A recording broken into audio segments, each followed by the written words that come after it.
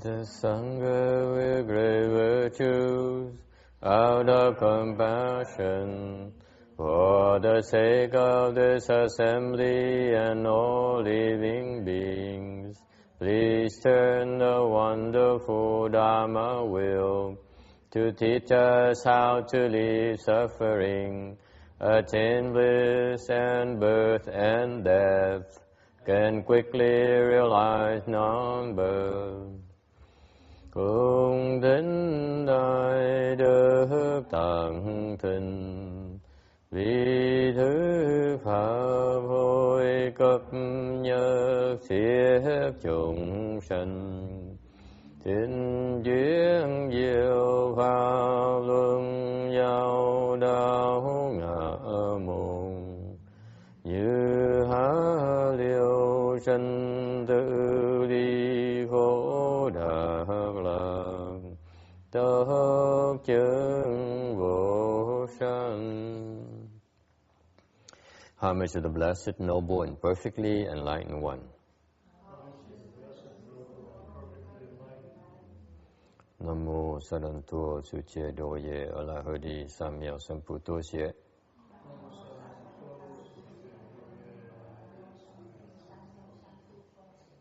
Namo Takata Toya Daya Arahade Tamya Tambo Datoa.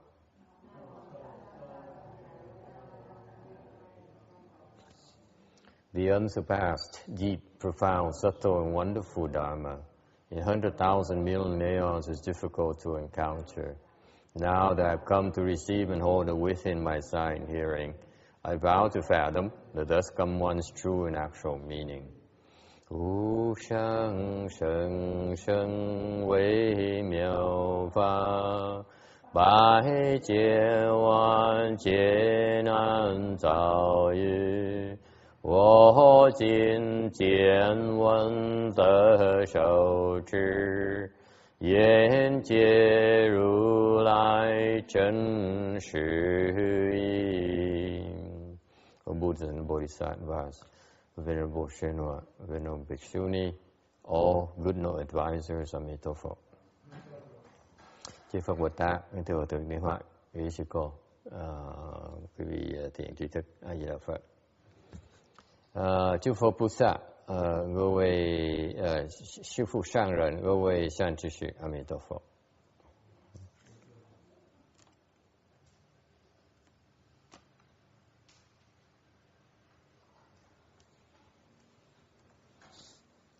Continuing, we are on slide 144 of the Amitabha Sutra, continuing with Sudipantaka, Venerable Sudipantaka, ở cái tấm 144 của Ngài Châu Lời Bàn Đà Già. Okay. This Arhat here attained great success with the Buddha in a prior life as well. Lúc trước cái ngài A La Hán này cũng có sự thành tựu lớn lao với Phật, nhờ Phật. Long time ago, lúc trước cách đây lâu lắm rồi, when the Buddha was born into a wealthy family, hồi đó Phật sinh vào một cái gia đình rất là giàu có, and he grew up. And then he was then appointed to be treasurer to the king of the country.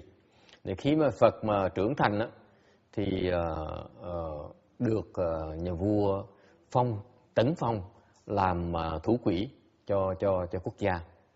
And not only was he good with numbers, he also excels at omens. Không phải cái ông này á, là giỏi về toán học không á.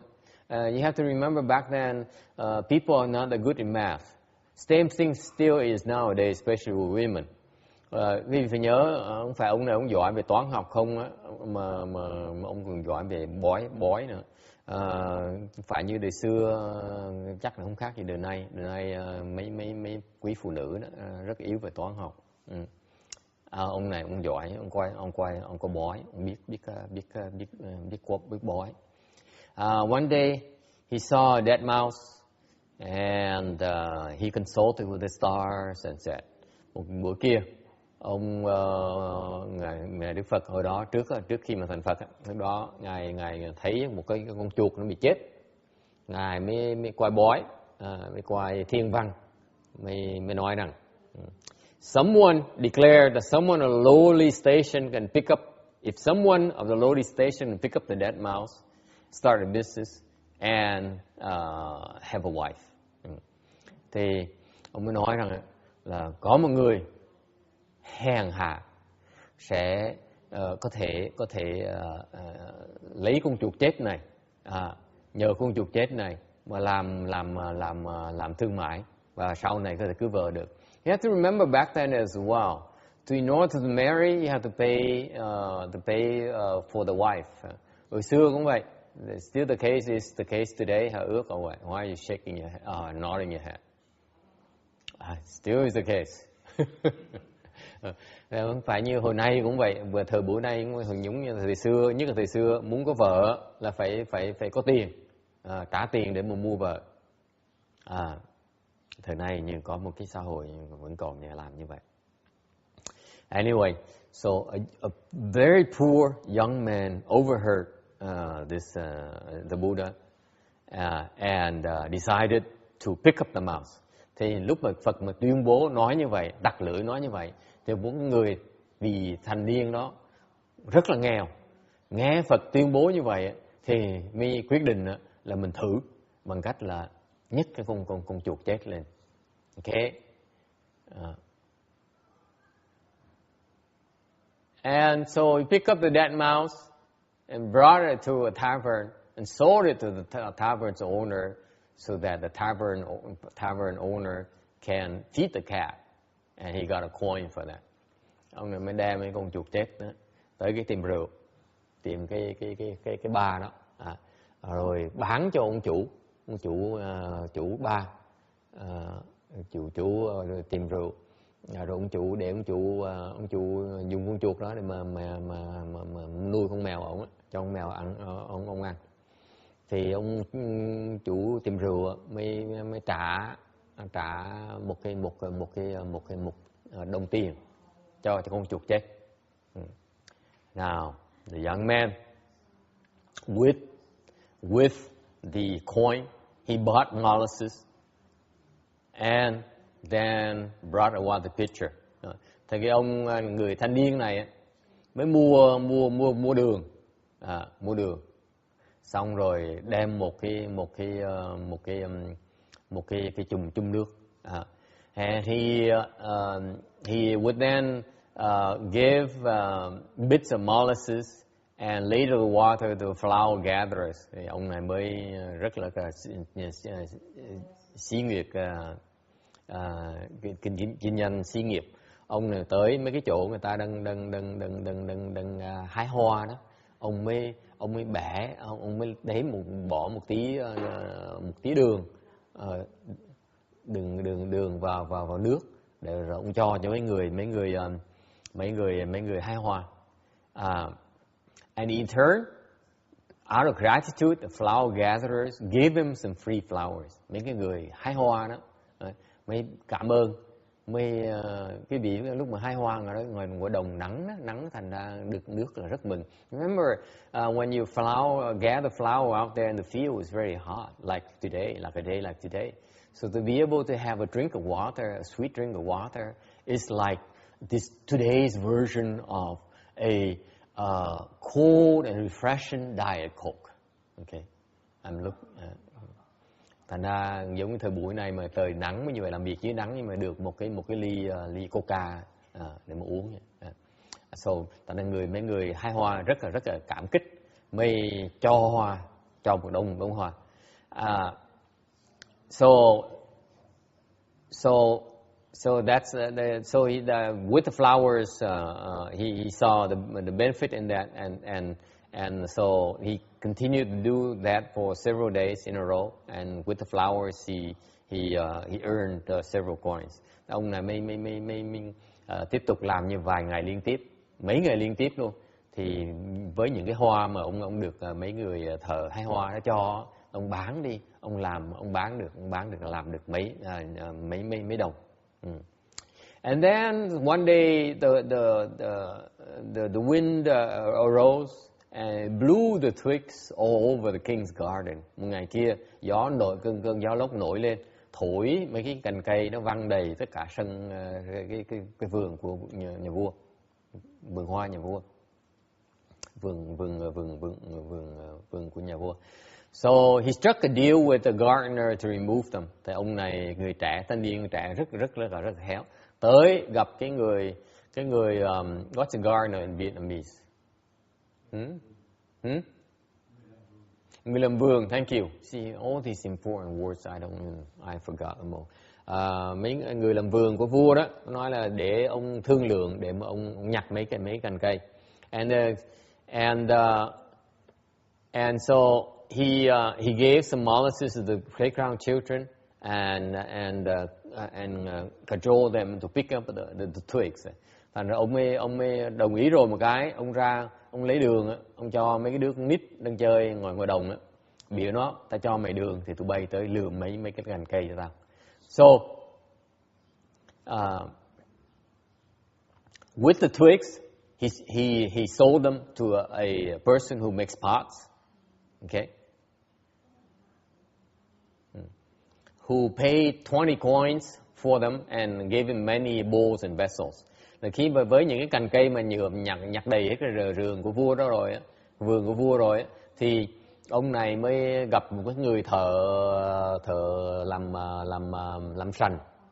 Ông mới thợ làm sành là mới mua mấy cành cây đó, trả 20 đồng, mới cho một nhóm một mớ tô sành.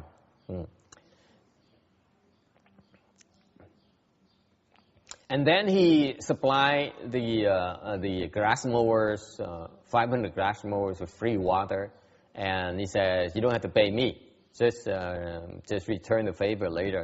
Rồi là trong đó cơ hội khác nó xảy ra là ông đem nước tới, ông cho miễn phí cho 500 người thợ cắt cỏ. Ông nói là không cần trả tiền tôi, chỉ cần bữa nào trong tương lai có cơ hội để xin quý vị là trả ơn lại cho tôi. And he befriended a land and sea trader, rồi làm quen một cái người thương gia ở bãi biển với cái đất.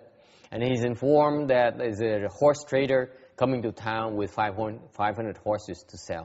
Rồi mấy cái người bạn đó, người bạn thương gia mới báo cho biết rằng có một cái vị đem 500 cái con ngựa tới thành thị để mà bán, ra chợ mà bán. So the young man immediately went to the mowers and asked them to each give him a clump of grass and not sell the grass until after he sold his. Thì ông ấy lập tức tới mấy cái người bạn cắt cỏ đó, mới nói với họ là bây giờ xin họ cho một nhóm cỏ, một bùm cỏ, và mỗi người cho một bùm cỏ. Rồi nhớ là đừng có bán cỏ cho cái người thương gia bán ngựa đó. Sau khi mà chỉ bán cỏ sau khi mà muốn bán xong cái cỏ mà được cho này thôi. So with that, the horse trader had to buy grass to feed his horses from this young man and paid 1,000 coin pieces for the grass. Thành ông này tới thương lượng với người bán ngựa đó, và được như thế, ông kia chịu trả 1.000 đồng để mua cỏ. And then came a new ship to town, and rồi có một chiếc thuyền nó tới, thương gia tới thành phố. So he hired an elegant carriage by the hour, very cheap, and then to go to port and then buy the ship on credit. Ông này lập tức mướn một cái xe ngựa, một cái cỗ xe ngựa, để tới hai cảng và mua chiếc tàu đó. And then because his early tip, by the time the news came to the town merchants, the town merchants came to the port to buy the merchandise and found out that the ship has been already sold. Rồi tại vì ông được biết trước, tại ông tới ông thương lượng mua chiếc thuyền xong rồi. Trong đó những người thương gia trong thành phố mới nghe tin chiếc thuyền mới nhập hải cảng, thành ra mới vào hải cảng, thành họ lật đật tới đó để mà mua hàng hóa, thì mới khám phá ra chiếc thuyền đã bán xong rồi. And therefore he negotiated with the town merchant and each paid for their share and to buy him out. So he total by then 200,000 coin pieces. Thành ông thương lượng với những người thương gia đó, mỗi người phải trả cho ông để mua một cái cổ phần của ông trong chiếc thuyền, phải trả thêm 100 đồng nữa để mua đứt ông luôn. Thành ra tất cả khi mà tới lúc này thì ông đã có 200.000 đồng tiền rồi. And so he remembered the treasure. So he came to the treasure and gave him gift of 1,000 coin pieces. Ông này hôm đó giàu có rồi thì nhớ ơn cái người thủ quỹ của nhà vua đó, mới tới ngày đó viếng thăm ngày đó, với cho ngài, biếu cho ngài 1.000 đồng. Okay. So the treasurer said, "Gee, it's only like 3 weeks ago you didn't have a penny to your name, and now you give me 1,000 coin pieces. What happened?" Thì người thủ quỹ này mới lạ, nó nói, ủa, cách đây có 3 tuần á, ông nghèo dễ sợ lắm, bây giờ ông dám tới cho tôi 1.000 đồng, cái chuyện gì xảy ra? So the young man told him about the story. Ông người thiếu niên này mới kể lại câu chuyện. Câu chuyện là nhặt cái con chuột đó chết đó mà nó bắt đầu ra từ đó, như người thủ quỹ đã tiên đoán. So he says, so he recounted the story. So basically, I followed the prediction you said, that I picked up the dead mouse on the street, and things started to roll from there. And the treasurer is so impressed by this young enterprising man that he offered to marry his daughter to the young man. Thì ông thủ quỹ này mấy lời rất là thán phục cái người thiếu niên này, thành ra gả con gái mình cho ông ấy. And later the young man succeeded the treasurer as his father-in-law as a new treasurer of the king. Rồi sau khi mà người cha vợ mà chết á, thì ông thiếu niên này nối cái chức vị thủ quỹ của nhà vua. Okay. So it tells you that Sudipantaka was successful in a prior life, found success in a prior life by following the Buddha's instruction. Nói cách khác là cái ngài Châu Lời Bàn Đà Già này trong một đời trước, trong kiếp trước, vì tin tưởng Đức Phật, lúc đó Phật chưa phải là Phật, chỉ người thường thôi, tin tưởng người Phật đó, thành ra gặp được cái sự thành công rất là lớn lao. Thành sau này nhìn những cái nhân đó mà cũng thành một người xuất gia với Phật và đắc được quả với Phật, thành công rất là lớn lao. So similarly later he encountered the Buddha again as a Buddha, and he trusted the Buddha and followed the Buddha instructions, left the home life, and also attained big success as a great arhat under the Buddha as well.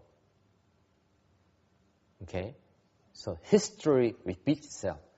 Nói cách khác là khi mình thành công rồi như vậy, thì mình trồng cái nhân trong tương lai cũng sẽ thành công với Phật luôn. Okay, any questions? That's the story of Sudipantaka. Đó là những cái nhân duyên của ngài Châu Lời Bàn Đà Già.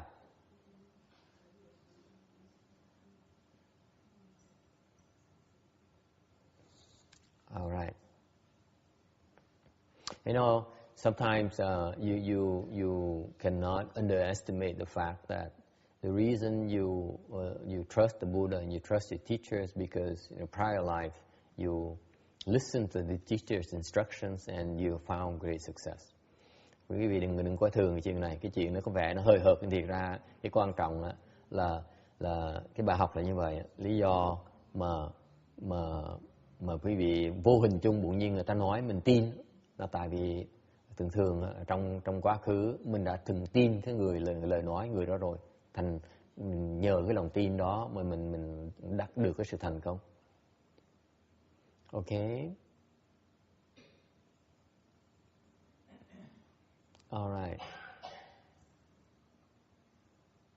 148. Venerable Ngài Nanda. A Sanskrit for wholesome bliss. Cái đó là tiếng Phạn của thiền hoan hỷ. This venerable Arhat here is a cow herder. Lúc trước là chăn trâu. And he heard the Buddha speak of the 11 matters of tending cows.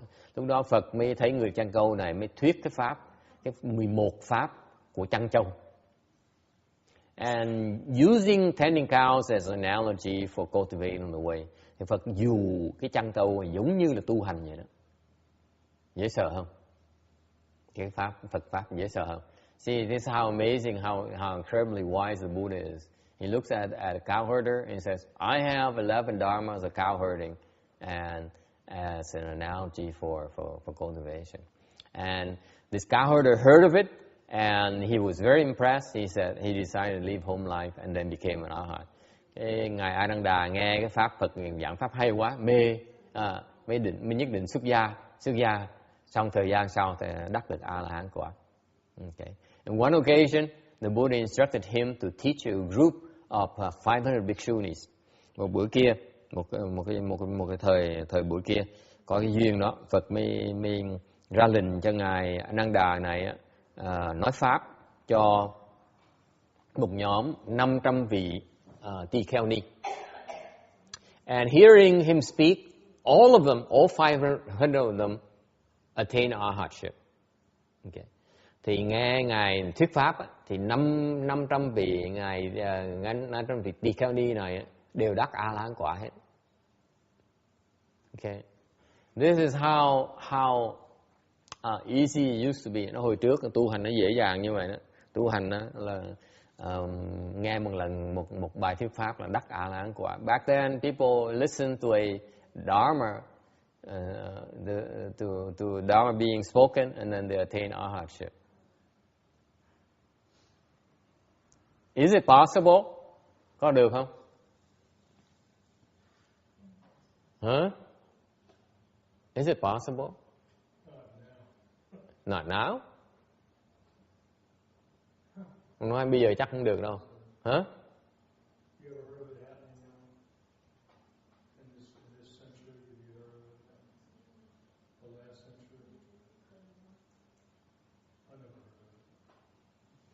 Hỏi vậy thì 100 năm này có nghe qua chuyện nó xảy ra chưa? Sư cô nghĩ sao? Có thể được không? He says yes. Làm sao được vậy? Làm sao được? He says if you work hard, you can. I can tell you, I see it happen 4 times already in the last 2 years. The last 2 years. The last 2 years. Tôi nói ông đừng tưởng 100 năm đâu, tôi nói hồi trong 2 năm này tôi thấy nó xảy ra 4 lần rồi. You hear this dharma being spoken, you attain arhatship. Nghe thuyết pháp đắc A La Hán quả.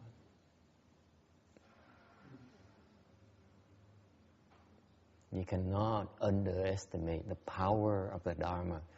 Không thể nào coi thường cái pháp lực hết.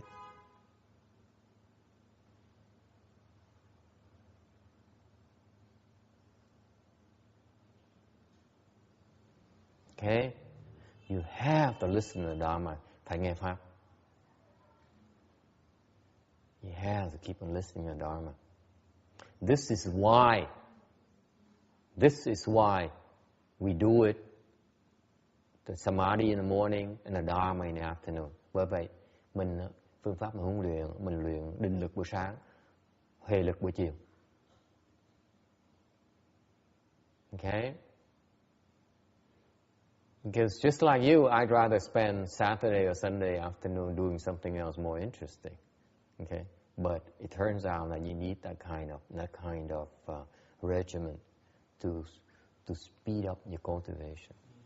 Thiệt ra là nếu mà tôi biết là cái vị ai cũng bận rộn, đâu phải là rảnh rỗi gì mà tại sao mình phải tu buổi sáng, tu buổi chiều?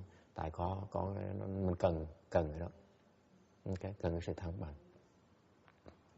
Okay, it is possible. Why is that you listen to Dharma and you do not attain arhatship? Tại sao mình nghe pháp mình không đắc được A La Hán quả? Why is that? Huh? No, I'm not talking about you. Không phải tại tôi ngu, nó không phải, tôi không nói về ông đâu, tôi chỉ nói why is that? What's the reason for not attaining arhatship? Tại sao mình đắc được A La Hán quả? Why is it, Amy? How come? You hear the exact same thing. Huh? Chưa đủ phước. Yeah, that's part of the reasons, yes, but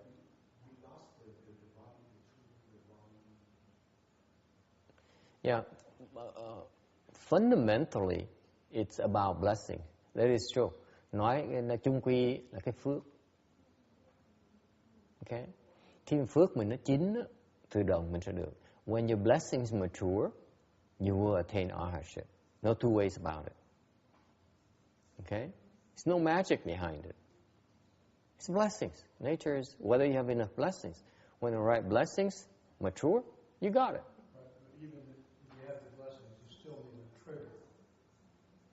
That's what the Dharma is. Yeah, that's what I'm saying. Yes, right. Those are conditions that help them mature. Okay. Now, but what happens when they mature? Khi mà nó chín thì chuyện gì xảy ra? Let's backtrack. Before you attain arhatship and you listen to the Dharma, okay? What's the difference between that and the difference is when you hear Dharma and you attain arhatship? What happens? Why is there a difference? Khác biệt nhau chỗ nào? Mình nghe, mình đắc A La Hán quả. Mình nghe, lúc sau nghe bụi nhiên đắc được A La Hán quả. Tại sao như vậy? Lúc căn cơ nó chín, chuyện gì nó xảy ra? What happens? What's the magic? What's missing? What's not happening right now to many of us when you listen to Dharma?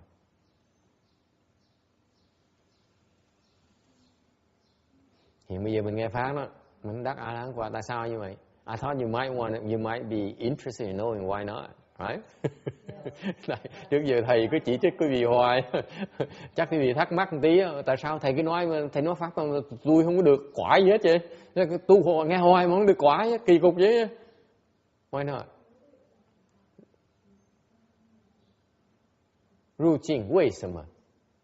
为什么？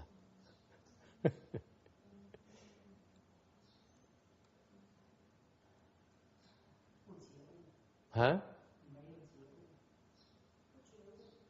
不觉悟.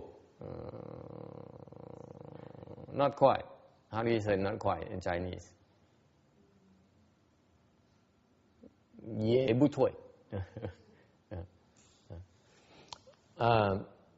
What happened? Okay. Shall I put a price here? I have $100. No. Yes. Mind is not clear enough. The head is not clear. Đầu không được sáng suốt. You're close. Okay, close to 100, but no cigars. See, when I give 100, I'm very careful about losing my money. Unlike you. I'll give you a prize when you can't make it. Anyone?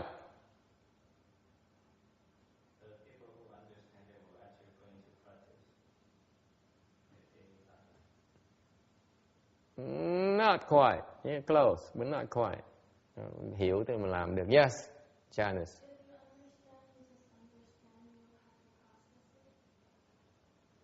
Very close. Very close. Okay, the prize is gone. Okay, too close for comfort. Master is very stingy. I'm kidding. Anyone else? So, is it like the last piece of the puzzle that you're almost there, but it just doesn't happen until you get that one thing? Close. You see, it's getting so close. It's not very comfortable right now. But I'm going to entertain one more offer. Nó gần quá rồi, rất gần rồi. Tiếp tục. Ai có ý kiến gì khác không? Ok, bà thương gia.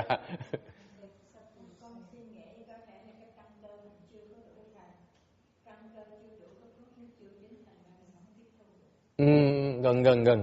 Cũng gần như là chưa đủ, chưa chính xác lắm. Anyone else? Okay. Shall I tell you? Muốn tôi nói không? This is something that you don't understand. You have to be there. Even if you do it, you don't even realize it happened to you. Cái này tôi nói cho quý vị biết á, để quý vị nói cho vui chơi vậy thôi. Tại có những người ta có rồi đó, người ta vẫn biết chuyện nó xảy ra cho họ.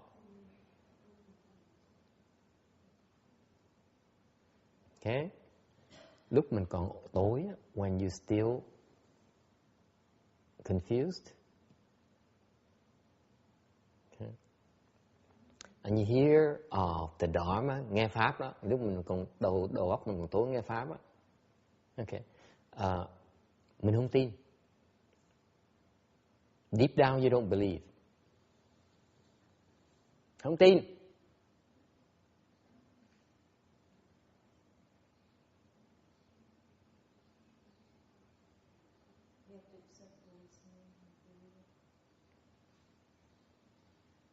You don't believe because your blessings are not enough. Lý do mình không tin là tại mình chưa đủ phước.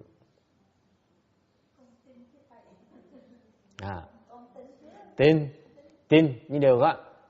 Tin là mới bước đầu thôi. Chuyện thứ nhì nữa. And he says, I believe. I say, okay, that's the first step. Okay. Second thing. If you believe, what are you taught? You're taught to let go. Quý vị nghe Pháp dạy vị xả. You're not willing to let go, even though you believe. Phần thứ nhì, mình tin, nhưng mình không chịu xả.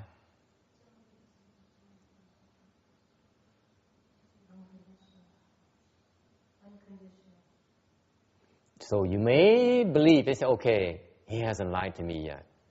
But he says, that's not, I can't possibly do that. So, very deep level, you reject it. You say, I cannot do this. It's not possible.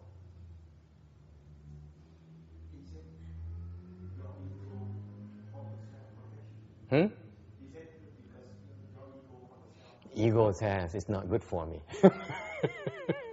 There's nothing you can do about it.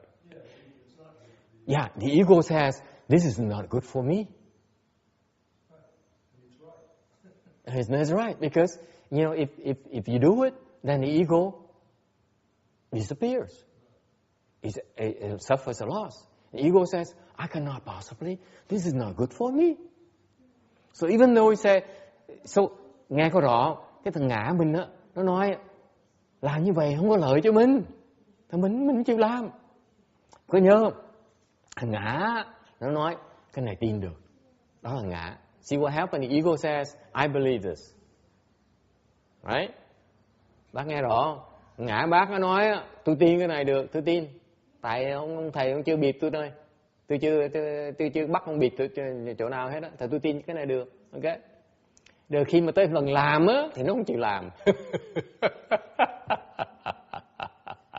Tại vì á, cái điều mà nói á, mình tin là nó dễ. Lúc mà làm á, là mình bị thiệt thòi, là mình không chịu làm.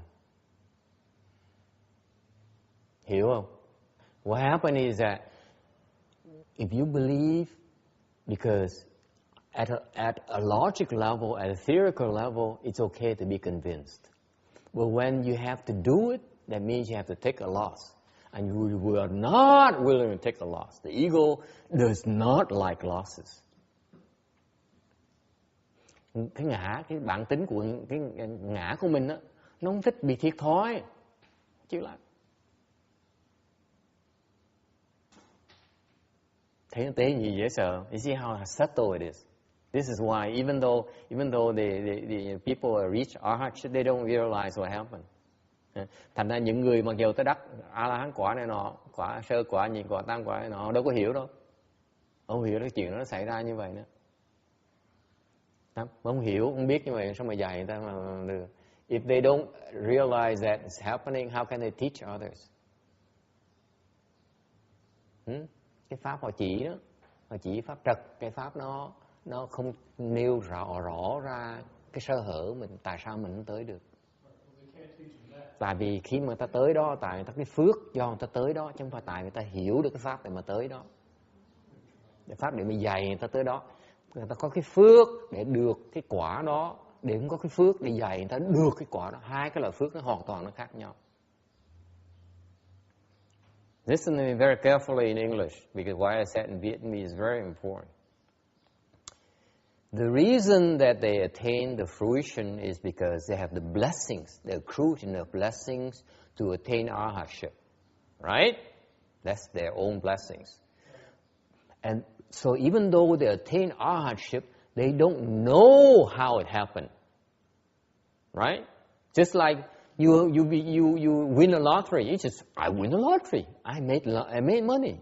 Okay? It's from your blessings. You don't know exactly the exact mechanism why you attain success. Okay? Whereas, so what happened is you have to be clear about two different things. You have the blessings to get there. And then you have the blessings to teach others how to get there. That's what the arhats don't have. Mấy thầy A-la-hán, mấy ngài A-la-hán không có được cái phước thứ nhì. Có cái phước để mà tới A-la-hán quả. Nó đều không có cái phước để mà giúp người ta tới A-la-hán quả. Thì tài dễ sợ không?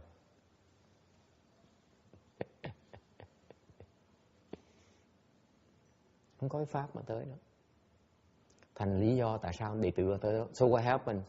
So what happens is what happens when the pupils at arhats made to arhat, fourth stage arhatship? How come? It's from their own blessings.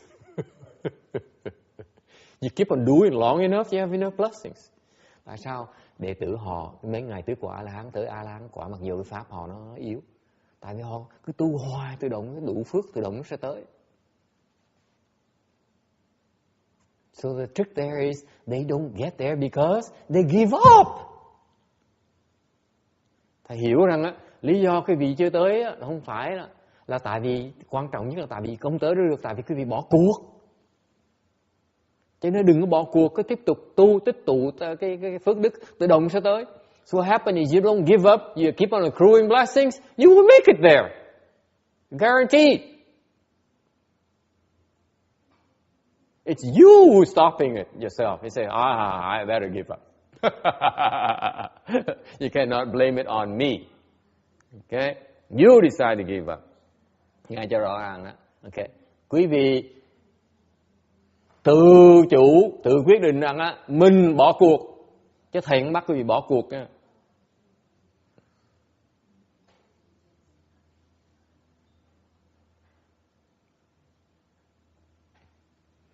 Thầy đâu có cấm Hiệp tới đâu. Hiệp tự động không tới. Nó dễ sợ như vậy đó.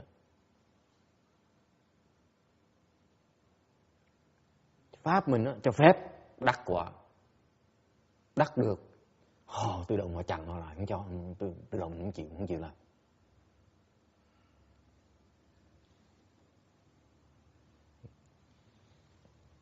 Yes. So going back to the ego, we need to control the ego or so that we can advance. But then is it the blessing that help to reduce the ego or? It's a many faceted. The only thing you cannot make it too complicated. This is not an engineering project. It's not an engineering formula. Okay. Ông hỏi cái đó là cái ngã mình nó cản mình hay là ngã mình tu mình nó bớt ngã mình nào. Tôi nói đừng có phức tạp quá, làm quá tôi nhức đầu. Okay. Hôm nay không phải là cái công việc của kỹ sư. The only thing you need to be cognizant of is that not allow yourself to fail, not allow yourself to give up. If you keep going, you get there in time. You don't get there because you give up, not because you keep going. Thành tôi giảng nhi hóa cho quý vị nghe. Không, chỉ cần hiểu làm sao, tại sao mình thất bại. Mình thất bại không phải tại mình tu. Mình thất bại tại mình bỏ cuộc tu.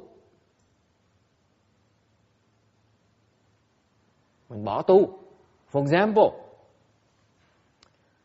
I taught a young lady to do chan, and I taught her to sit for 2 hours and 4 hours, and so I encouraged her to sit 4 hours. Tôi dạy một cái cô này là luyện thiền, ngồi kiết già, ngồi 2 tiếng đồng hồ đến 4 tiếng đồng hồ. Ngồi lúc dạy xong tôi dặn là có vấn đề lo kiếm thầy nghe chưa? Tới hỏi thầy. Dặn rất rõ ràng, dặn kỹ lắm. So I gave the instruction how to do that, and I reminded her that twice. I said, make sure you come to see me. Ask me if you have any problems. Okay? And she cultivated very well. She can sit for 2 hours plus. Tu giỏi, tu rất là tinh tấn. Ngồi hơn 2 tiếng đồng hồ. Okay? Hơn 2 tiếng đồng hồ một cái, nghiệp chướng nó tới. Cái chuyện rất tốt nó xảy ra. After, beyond 2 hours and so on, and she's so sincere in cultivation that a good thing happened, wonderful thing happened. She became very, very ill. Chuyện rất hay. Bị bệnh nặng dễ sợ lắm. Quý vị nghe cho rõ này. Bệnh rất là nặng. Very, very sick. Hear me clearly. A beautiful thing, wonderful thing. Very sick. Bệnh rất là nặng. Nó tốt như vậy đó. And what happened? Chuyện gì xảy ra? Nói là bệnh mình nặng tại vì tu. So she says, I'm sick because of my cultivation.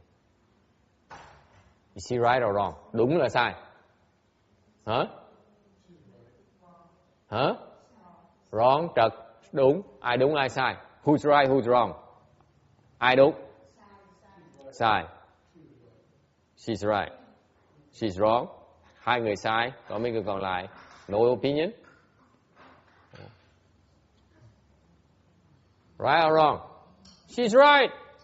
She's sick because of cultivation. Bà đúng. Ta đúng. Cô đó đúng. Tại sao? Tu mới bình được như vậy.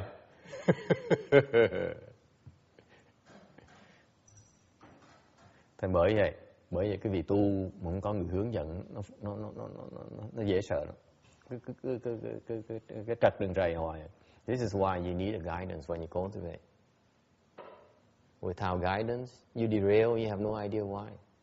You know even when you derail, by the time you realize it's too late. Vì tu giỏi mới bị bệnh như vậy. She's sick because she's very good cultivator. So she's right.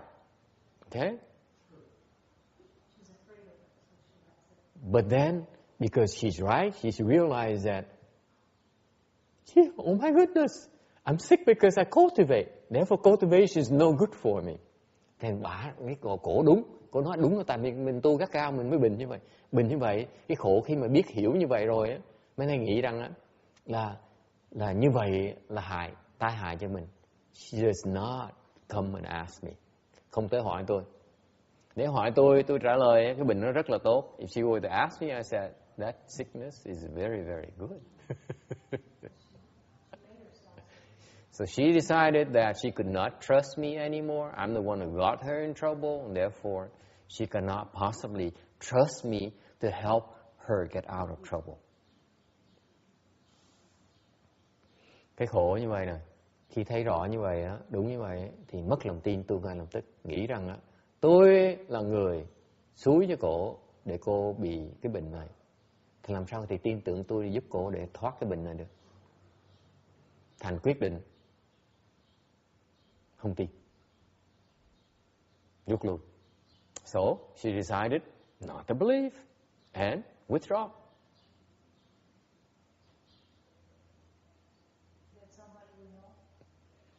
Yeah, she's no longer with us, but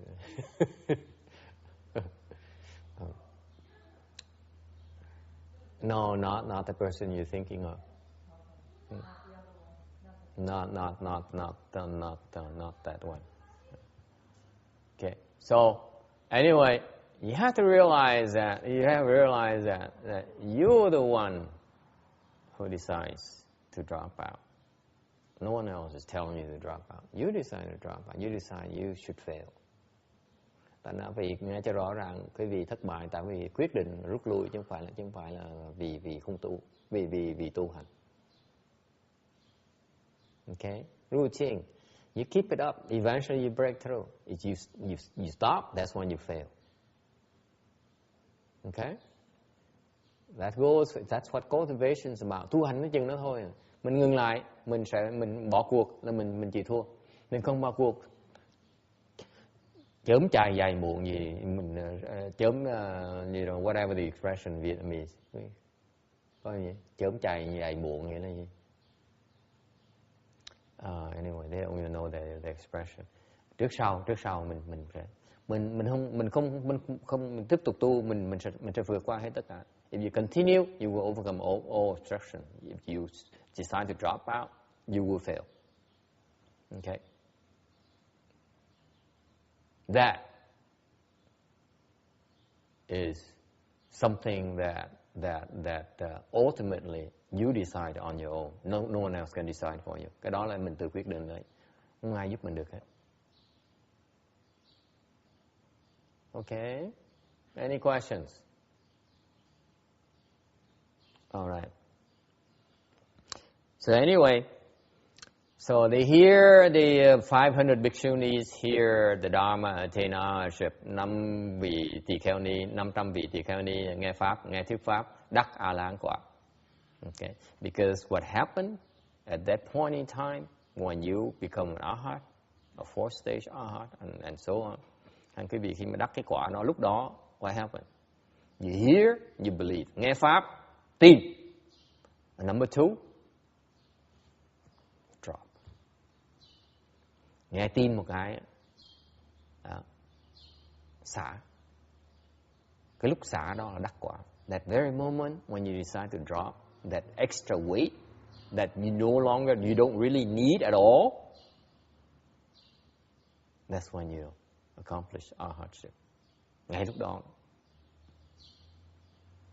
Ngài đắc được quả.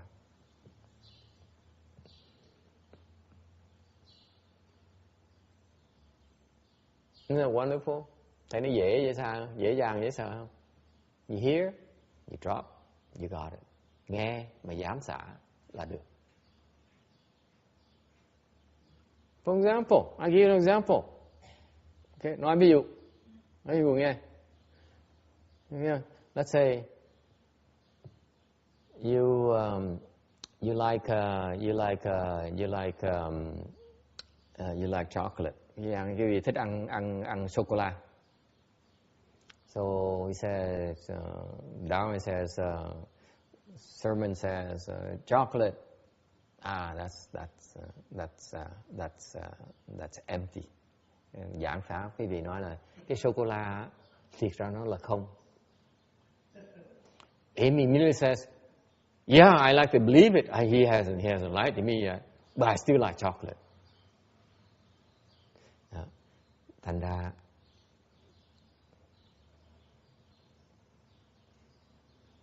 ra mặc dù tâm mình nghe đúng rồi, trước giờ tôi nghe nói là cái sô cô la là nó là không mà. Nhưng đều nhất định vẫn thích ăn sô cô la như thường. Vì vậy không đắc quả. Nhất định đồ ăn như thường. Nghe rõ không? You still insist on eating chocolate anyway, even though you believe in it. Các bác thấy nó tin nó dễ không? Tin ai tin được. Mình có phước á, mình tin. Có đủ phước lớn lắm tin, không có lòng tin đó. Nếu vẫn chưa đủ như thường, phải bước thêm một bước nữa là phải xa nó, phải chặt nó mới đắc được quả. Người khác ta nghe ta không tin, hoàn toàn ta không có phước, không đủ phước để mà tin. Okay? So that's the beauty of it. The beauty of the process is that you hear, you listen to the principles, and you say, "Oh, this makes so much sense. I believe in this." But then, you still insist on that chocolate that was promised to you. Jasmine, make sure you listen to today's MP3 lecture. It refers to chocolate and arhatship. Okay, eating and arhatship. It might be applicable to you for some reason. I'm not sure. Okay, not in the slides. I decided to elaborate on this. So, okay. Any questions? Ai thắc mắc gì không? Amy said, "Yeah, I'm not impressed. I thought it was going to be easier. No way. Chocolate, I would never give up. Anything but chocolate, right?"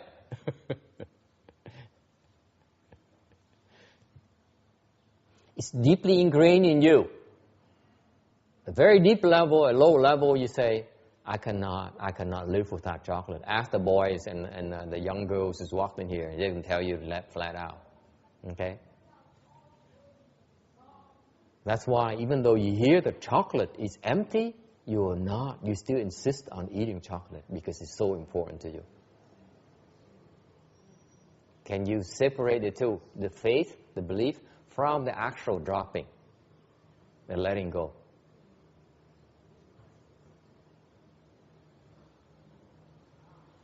Okay? Any questions? Ai thắc mắc gì không? This I just explained the Arhat Dharma. I might bottle this and go wholesale on this.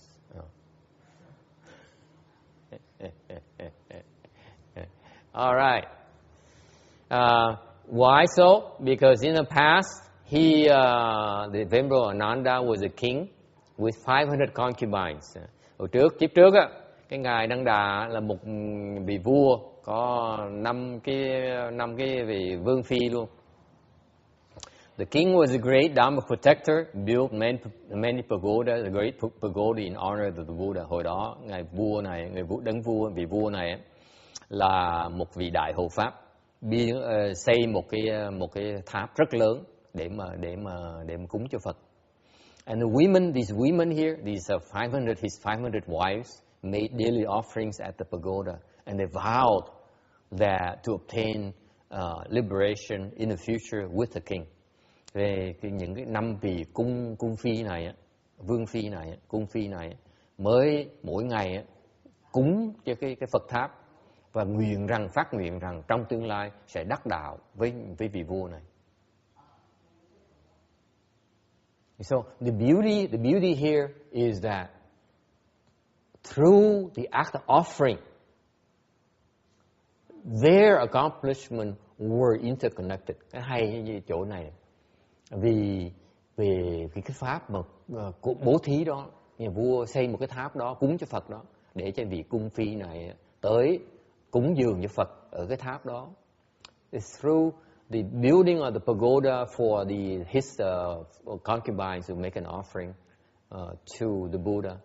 Okay, so that when this king's blessings mature, thành khi những cái phước mà của vị vua này mà nó chín á, thì at the same time his concubine blessings also mature at the same time, because it's from the same field blessings planted at the same point in time. Thành khi mà cái quả báo của vị vua này mới chín á, thì cái quả báo của những 5 cái vị cung phi này cũng chín luôn. Tại sao? Họ được trồng cùng một cái phước điền cùng một lúc, same field blessings at the same time. So when one matures, all the others mature at the same time as well. Isn't that fascinating?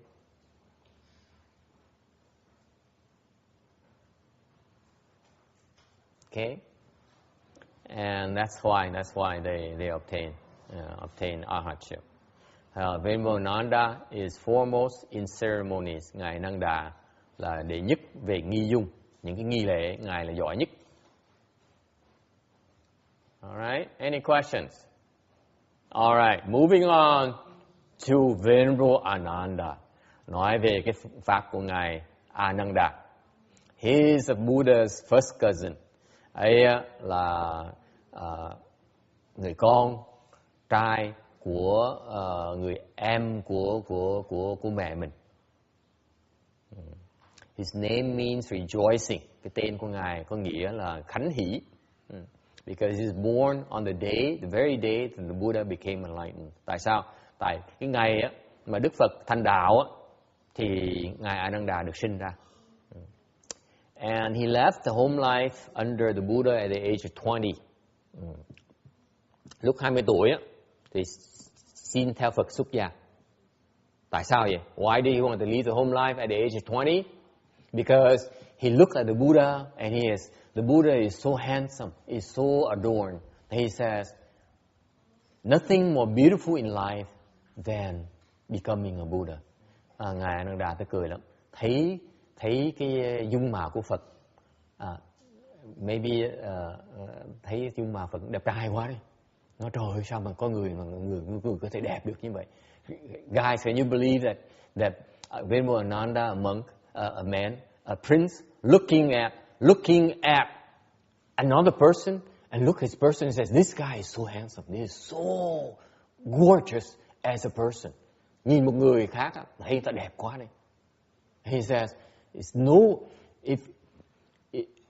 if there is such a dharma that makes you so handsome, so adorned, then that's what I want to practice. Okay. Thấy một người có thể tu một cái pháp gì mà có thể được đẹp trai, được đẹp đẽ, trang nghiêm như vậy, thì có gì nó quý hóa hơn trong cuộc đời nữa. Thành với xuất gia. So he left the home life because he was so enamored with the way the Buddha looked. Nói cách khác, một cách hời hợt là ngài Ananda thành tỳ kheo tại vì ngài thấy Phật mà đẹp trai quá, ngài mê. Mê cái đẹp. He's in love with the Buddha's beauty. Okay, Jasmine, not in a sexual way, okay? Nói cho rõ, mê đẹp trai hoặc là mê ái tình. Mê chỉ mê cái đẹp thôi. Nó đẹp bằng cách đặc biệt quá đấy. So the Buddha's beauty can be so handsome that it's incredible. Okay? It is no coincidence. Phải hiểu rằng cái đó là chuyện ngẫu nhiên thôi nha. Cái đẹp đó, where does the beauty and the handsome come from? Cái đẹp nó từ đâu ra? Hả? Từ đâu ra? Where does that beauty come from? That being handsome come from? Or beauty, where does beauty come from? Cái đẹp nó từ đâu ra? Virtues, từ đạo đức nó ra. What else? Enlightenment, yes. Giác ngộ. What else? Why are you handsome? Why are people handsome?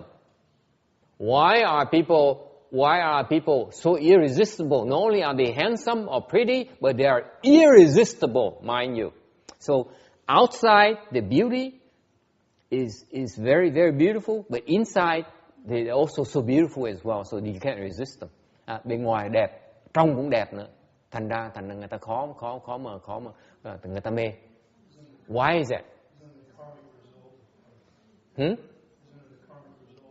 I will tell you a secret, guys. Cho quý vị cái bí mật biết tại sao. Why do you become handsome? Why do you become pretty? And why are you irresistible? Why are you so attractive? Biết tại sao? Yes. Flower offerings, yes, all those things, and precepts as well, yes, all those things. Flower offering, you make offerings, and you have the blessings and so on. I will keep it very simple for you. I'm simplifying everything today, okay? Ngày hôm nay mình giảng gì hóa tất cả mấy cái pháp. Nhiều quá, nói nhiều mình nhớ. One thing why you can be so handsome or pretty and yet irresistible at the same time. Tại sao mình vừa đẹp mà người ta mà cái sự hấp dẫn mình, thu hút mình nó dễ sợ. Tại sao như vậy? I'll tell you a secret. For example, you lady says, how come why is your husband so attracted to you? Những vị phụ nữ chẳng hạn, tại sao bồ mình hoặc chồng mình mê mình dễ sợ? Tại sao như vậy? Why is that? I'll tell you one thing. Okay?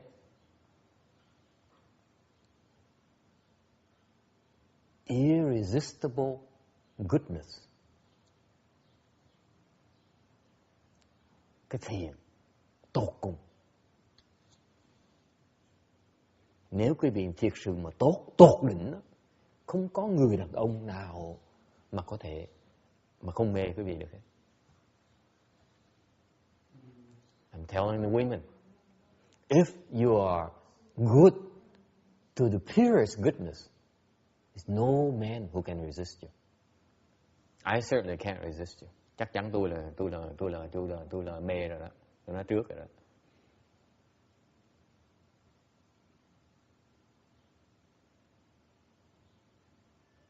It's beyond the sexist text. The goodness appeals, even the Buddha's goodness, even appeals to his cousin, his first cousin. Thành ra nó về vấn đề là nam nữ không à. Ngay cái trường hợp ngài Ananda đó, thấy Phật đẹp quá đi, mà mê luôn, đâu mà phải mê luôn.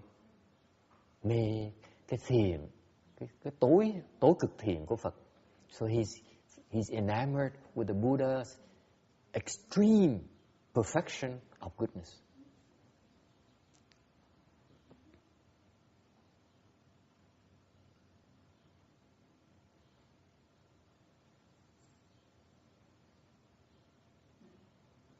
Because especially for you people, lay people, you realize that, you know, the women, the beauty face, the saying says, saying goes, the beauty face, right? Như bên quý vị phụ nữ chắc là biết rõ chuyện này, chắc là biết chuyện này đó.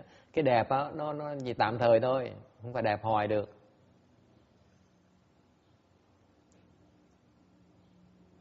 But goodness increases. Goodness never fades. Để cái tốt nó không bao giờ nó phai hết. Cái đẹp nó có thể phai, cái nét đẹp nó có thể phai. Để cái tốt nó không bao giờ nó phai hết. Amy is like, wait a minute, this is Dharma, some kind of Dharma here for me.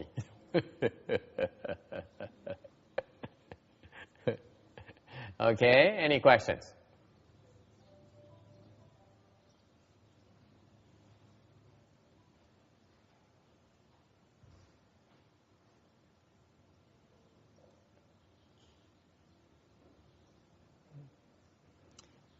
So, and after he left the home life, and then he with Mahakasyapa was the Buddha's attendant. Thì sau khi ngài Ananda xuất gia rồi, thì ngài với là ngài Mahakadiếp là làm thị giả cho Phật. Okay.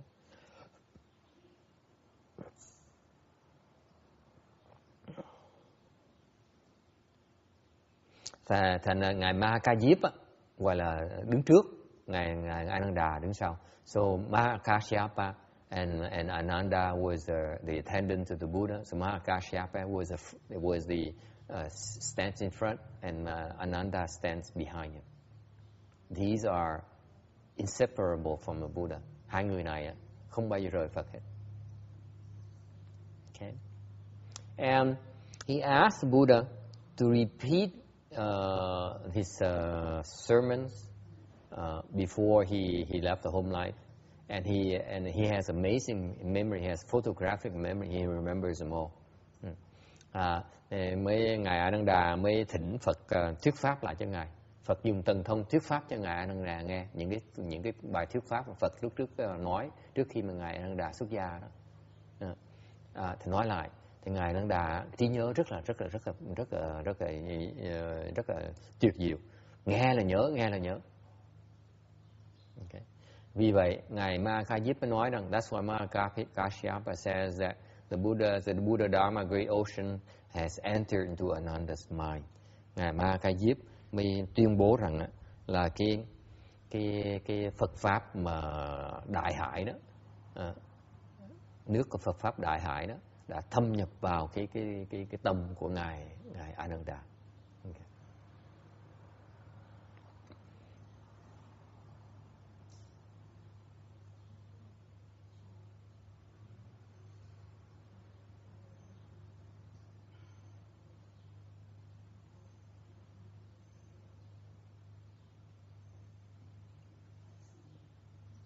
Từ trước in our life, in prior life, a long time ago, he was an elder, a very rich elder. Từ trước Ông là một người trưởng giả rất là giàu.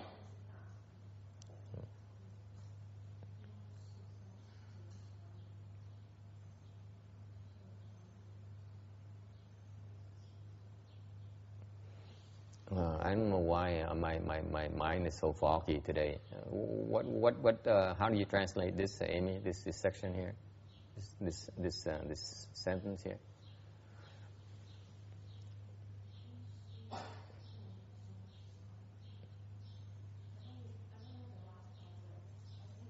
Shami is a novice monk. Is it yin? Drink? Okay. In the past, he was a very rich elder. Hồi xưa, kiếp trước, ông một người vị trưởng giả rất là giàu có. Vì thấy một cái vị sa di tụng kinh sa di có một vị sa di tụng kinh, và cái vị trưởng giả này mới cúng nước để cho vị sa di đó. So what happened is that there was a Shami who was reciting the sutra. Một người vị sa di đang tụng kinh thì cổ nó khô, and so his throat was dry.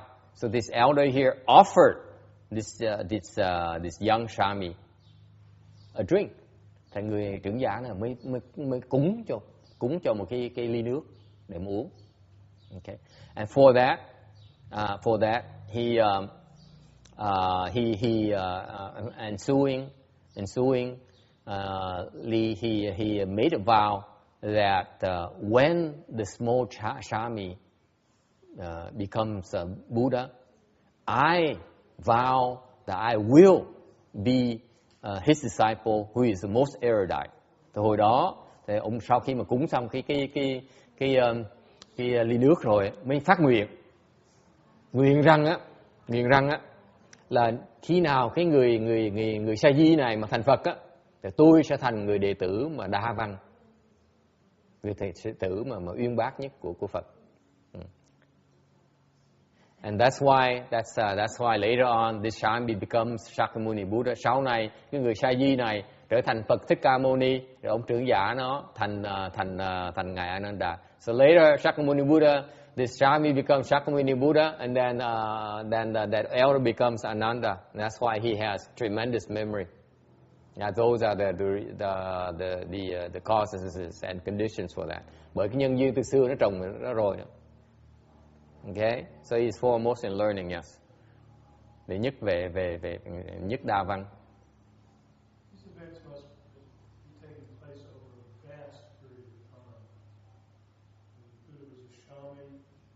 Yeah, long time ago. Yeah, way a long time ago. Yeah.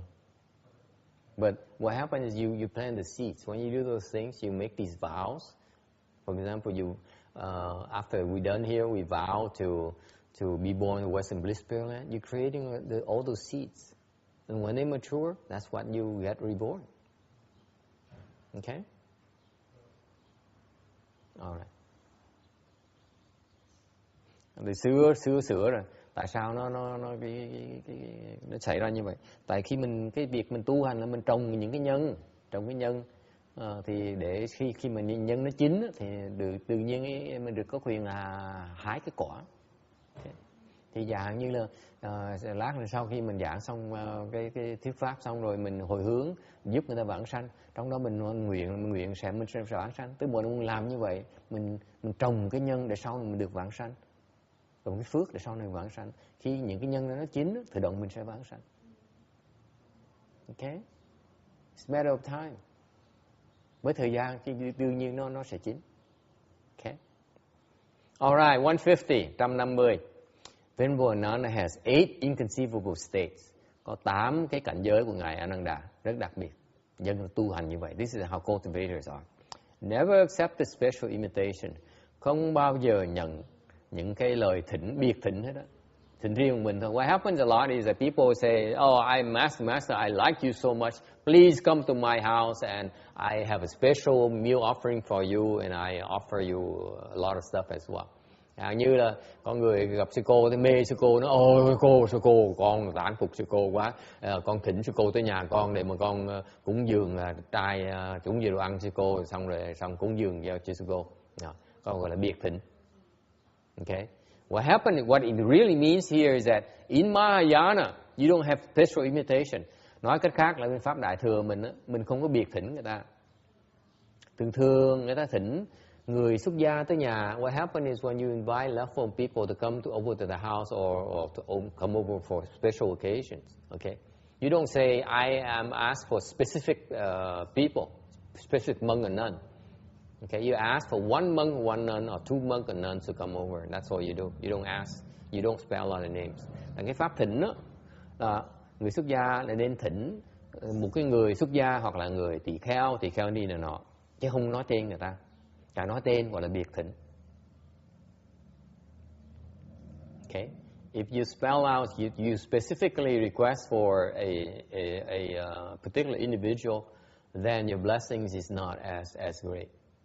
Nếu mà biệt thỉnh á, cái phước mình ít, rất ít. Actually, in the Brahmanet Sutra, thiệt ra trong cái kinh Phạm Vọng á, Brahmanet Sutra, they explains the Bodhisattva precepts. Trong cái kinh Phạm Vọng nó giảng về cái pháp, cái Bồ Tát giới á. It says that if you do special invitation to 500 arhats. Kinh Phật học nói đó, nếu quý vị thỉnh 500 vị A-la-hán, biệt thỉnh 500 vị A-la-hán, okay, cái phước đó, okay, that you make offering to special offerings to 500 arhats, that blessings you generate, okay, are much less than to issue an invitation to a Sangha member by order of their seniority. Cái phước đó nó không bằng tới vào thỉnh một cái phàm phu tăng mà theo thứ tự của cái khả. Think about it. If you make offerings, if you make we offer $1 to 500 arhats. Okay? Quý vị tưởng tượng nếu quý vị lấy $1 ra mà cúng cho 500 vị A-la-hán thôi á. Yeah. How much blessing are you generating? Một đồng cúng 500 vị A-la-hán. 500, one buck to offer 500 arhats. How much blessing you think you get? Not much. Roberta says not much. Cúng đồng chẳng bao nhiêu đâu.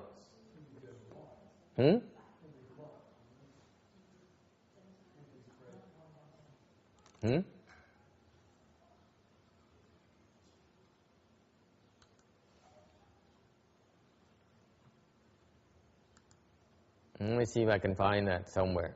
It's a huge number. Where are you, Danny?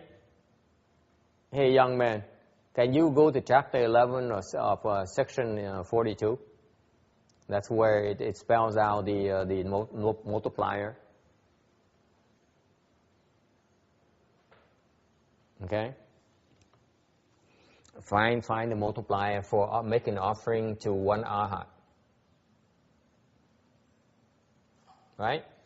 Okay, tôi nhờ cái cậu nó kiếm cái chỗ cái phần này, tôi nhớ cái bài này.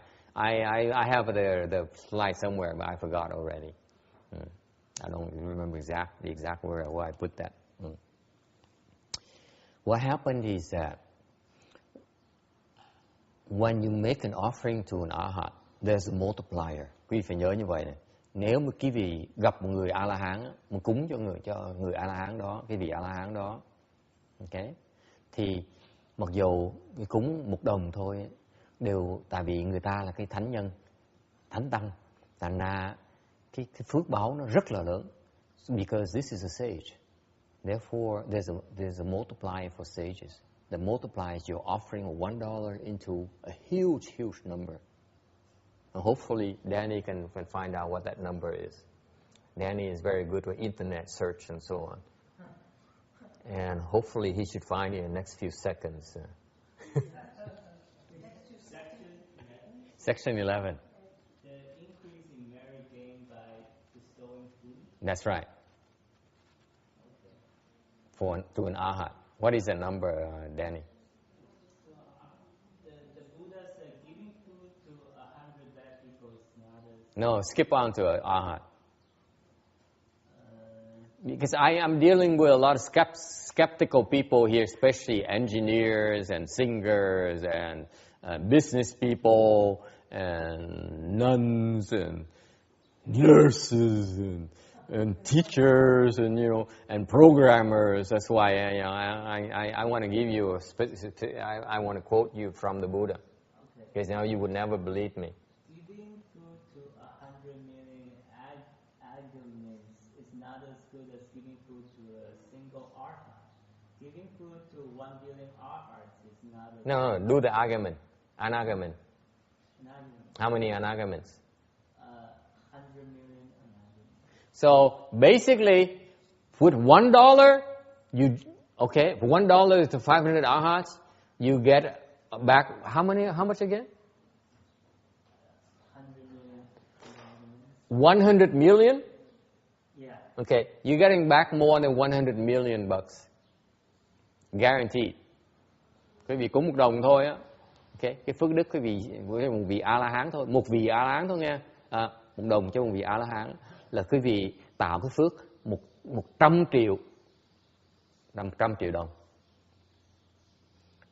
Justin says, can you show where is there an arhat?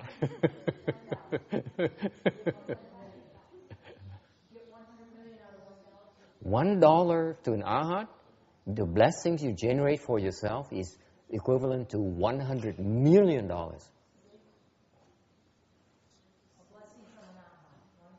From making an offering arhat.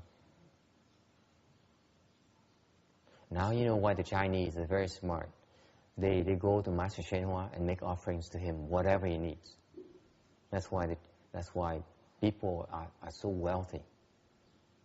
Quý vị biết, bởi vì mấy người Trung Hoa ta có cái truyền thống đó, khi người ta biết ngài Tiêu Hóa là người giác ngộ đó, ta tha hồ tới mà cúng ngài, cúng đó cúng để.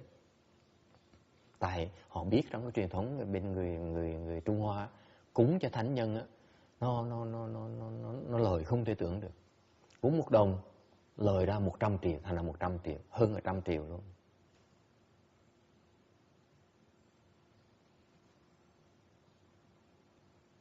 Okay, how many lifetimes do you think you need to spend on to make 100 million? I read a statistic recently. Harvard MBAs they make 20 millions in 30 years. Okay, top notch.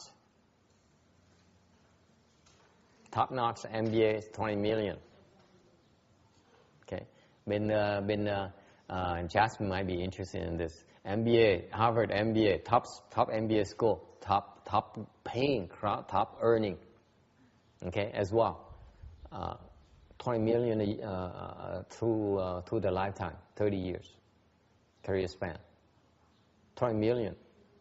Okay, that's a lot of blood and sweat. You only have to find one arhat and offer him $1. That's it. How easy it is to get rich. Thấy khó khăn dễ sợ.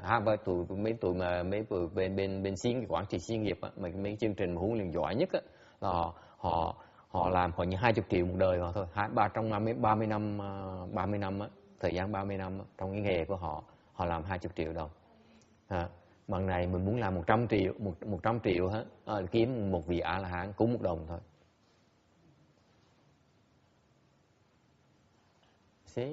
See, the business schools are teaching you all the wrong skills. Bởi vậy mấy cái trường đại học dạy cái gì mấy toàn trường trật hết rồi. Instead of teaching you how to the MBA program, I say go, I teach you how to find an arhat. Nếu quý vị thay vì dạy cái gì mà làm tiền á, đi MBA program á, tôi dạy cái gì cách tìm A-la-hán. I charge much less in business school. Tôi trả tiền tôi rẻ hơn là học trường MBA program. Yes.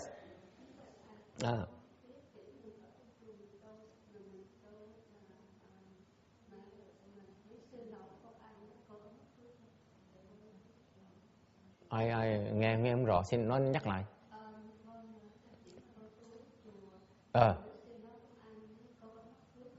Cái gì không ăn, anh nghe không rõ phần đó.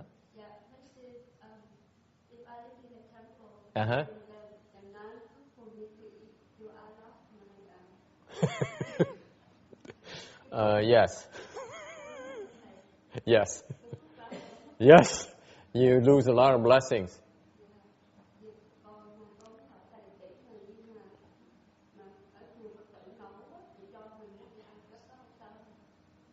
Ở chùa mà tự nấu, if you cook for yourself, so that you can preserve your blessings, yes, then you can preserve your blessings.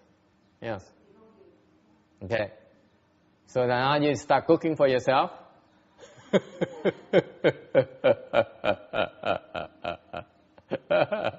Very smart.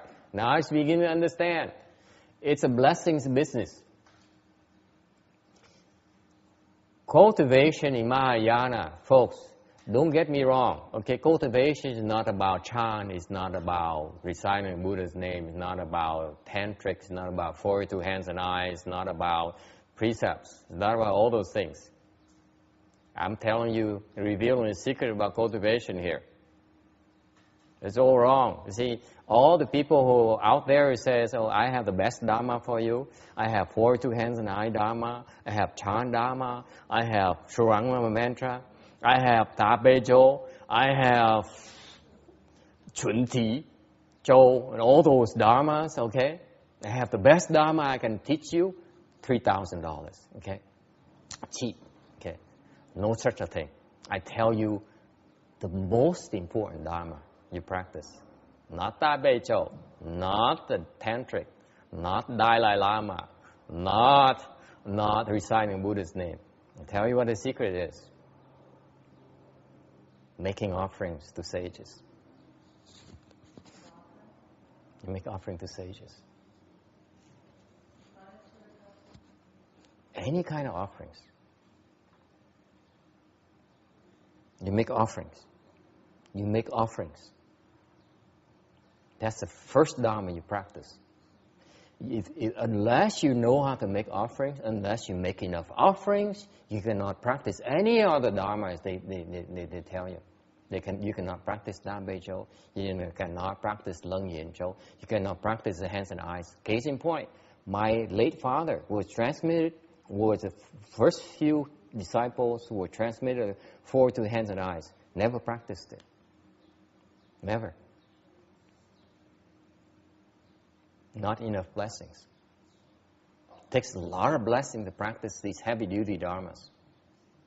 So it is misleading.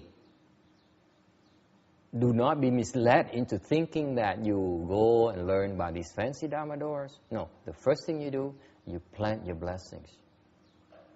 You always maximize your blessings. You always practice giving to increase your blessings. And minimize your use of your blessings. Thành ra cái pháp mình tu là mình phải tạo công đức và mình tiết kiệm cái phước mình xài. It's not Leng Yen Zhou, my friend. It's not Shurangma mantra, my friend. You can recite until you're blue in the face. You don't have enough blessings, you go nowhere.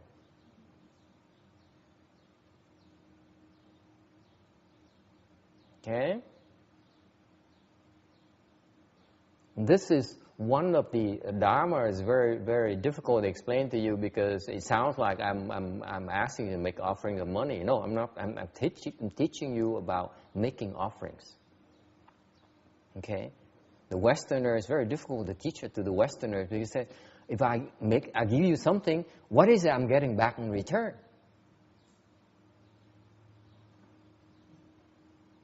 Big problem. If you give and expect something back in return, you might as well not give. It's not Mahayana giving. Yes. Bao is an offering. Yes, absolutely. Bao is an offering. For example, left home people, Shaminis. Our program, they bow 2 hours. That's a form of offering. the highest form of offering.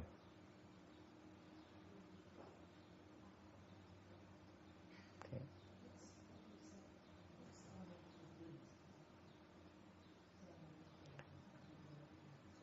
Any other questions?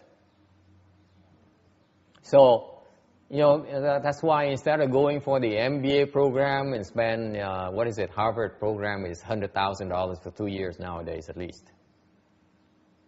$100,000 for 2 years. And you make $20 million after 30 years, it's not bad. Bad return investment. Right? It's pretty good. I tell you, you go to the RBA, make an offering $1 to an Arhat in the RBA, you got it made.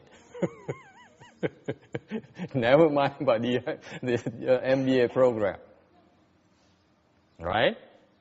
It's too slow, 30 years. I'm not willing to wait 30 years. So instead of offering $1, I offer $2. I have $200 million. And you keep on multiplying very quickly. For $20, my goodness, I have the best investment for you. Yes? How about medicine expert? What? Medicine expert. Yeah, again, honey, the problem you have is that if you do it yourself, it's not the same as an Arhat who does it for you. Right? It's still a lot of blessings. I'm teaching you the shortcuts because time is of the essence. You don't have a whole lot of time left. I guess I don't. We don't have a lot of time left. I don't have a lot of time left. At the rate I'm going, no. You see, it's amazing, Jasmine, how blessed these kids are. I don't plan these lessons, but it seems like they have interest in making a fortune and that kind of thing. That's why.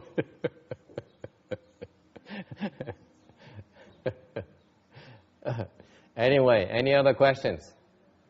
Yes. What? Vietnamese? What for? I forget. I just talk and I forget about Vietnamese and Chinese and English. I just talk. And that's a problem with the translation, because sometimes I talk and as soon as I speak, I forget about what I just spoke immediately. That's what happened in San Jose as well. I spoke Dharma in Vietnamese, and then I turned around and I forgot completely. The very moment, as soon as I'm done speaking, my mind becomes a blank. Yes.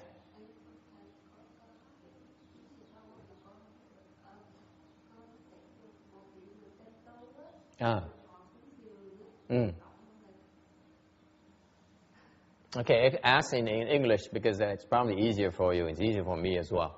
What's the question? A true cultivator. True cultivator. Chân tu, the true cultivator. Okay? Yes.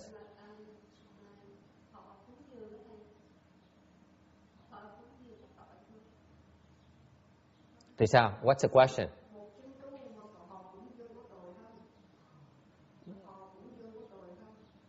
Tội cho ai? Tội cho mình đó hả? Are you referring to you? Hả? Cho mình á? Có lợi hay là có tội? Không có tội, nhưng đều mình lỗ dễ sợ lắm. Now she's so interested in knowing. She wants to know, she says, let's say a true cultivator makes an offering to me. Do I have any offenses? I say, no, you don't have any offenses, but you suffer big time. You just suffer big losses.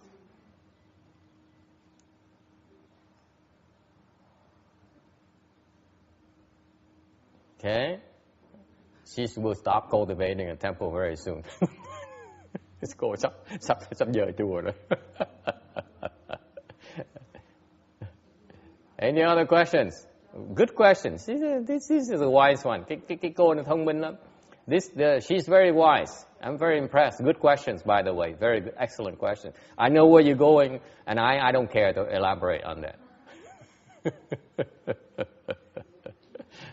Let me explain to you. Okay. You have nothing to worry about. Đừng có lo vậy đó. Okay. There always trade-off. Bây giờ không có sự có qua có lại hết. For example, if you worried that the bhikshuni cooks for you when you eat her food, okay, then it's an offering from her to you, okay. It is true that you suffer big losses, especially if she cooks for you, big time, okay.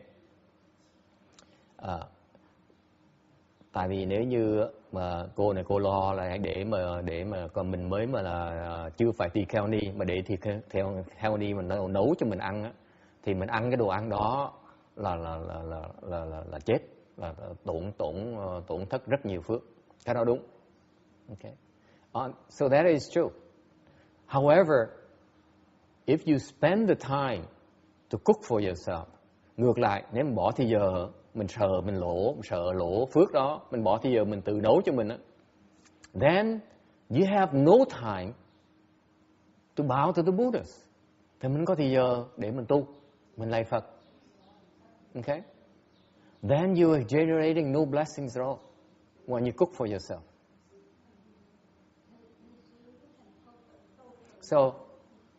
So what happened is that there's always trade-off.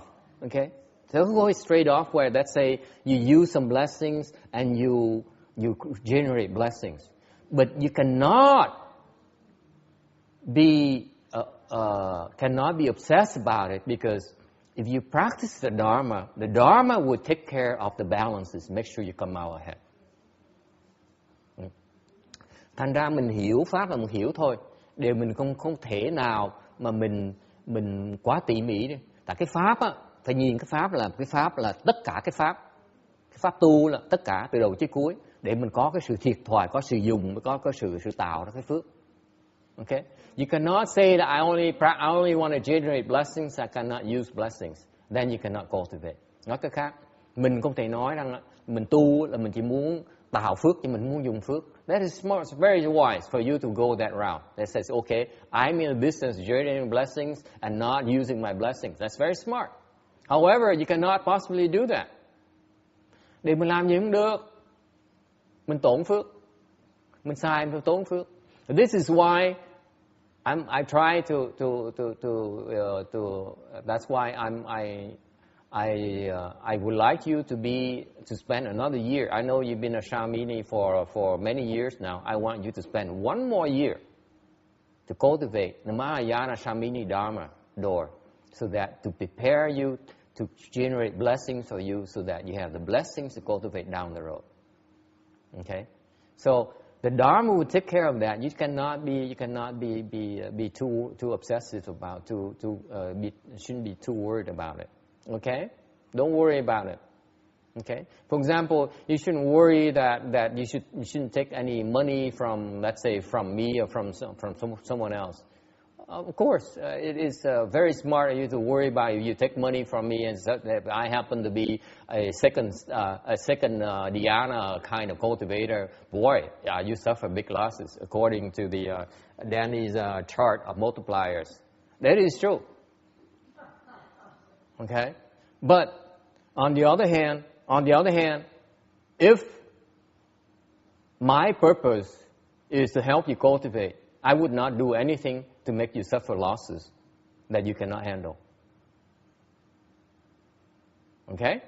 Is it clear? Is that what you were getting at? No, okay, then it doesn't matter.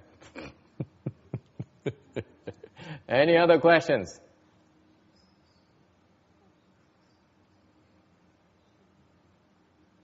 Anyway, so that's why this is why the DRBA is very important. Bởi nói cái gì, very seriously speaking, nói một cách mà rất thành thật nói cái gì, cái vạn vật thành hệ thống rất quan trọng. Because let me tell you, if you go make offerings to the DRBA, okay, you cannot fail. Nói cách khác, hệ thống rất quan trọng. Tại sao? Nó cho quý vị biết một cái cơ sở mà nếu mình tới mình cúng dường cho họ, lợi rất lớn cho mình. Why?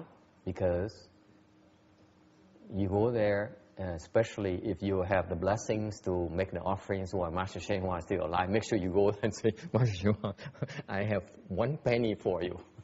Oh boy, are you rich? Cái vị tưởng tượng hồi mà ông Tiêu Hóa còn sống á, cái vị tới đó mà cúng ông 1 xu thôi á, cái vị giàu hơn chừng nào không? You know, I tell you that because from my own personal experience, I never made a single offering of $1 single to him when he was alive.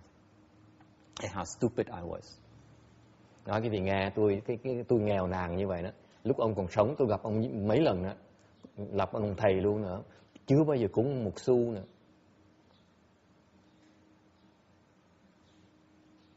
This is why I'm going to be broke the rest of my life, poor the rest of my life.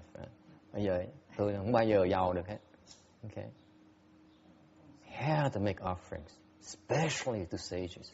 Phải biết cúng dường, nhất là mấy người thanh tăng, phải biết cúng dường họ. Okay? Yes.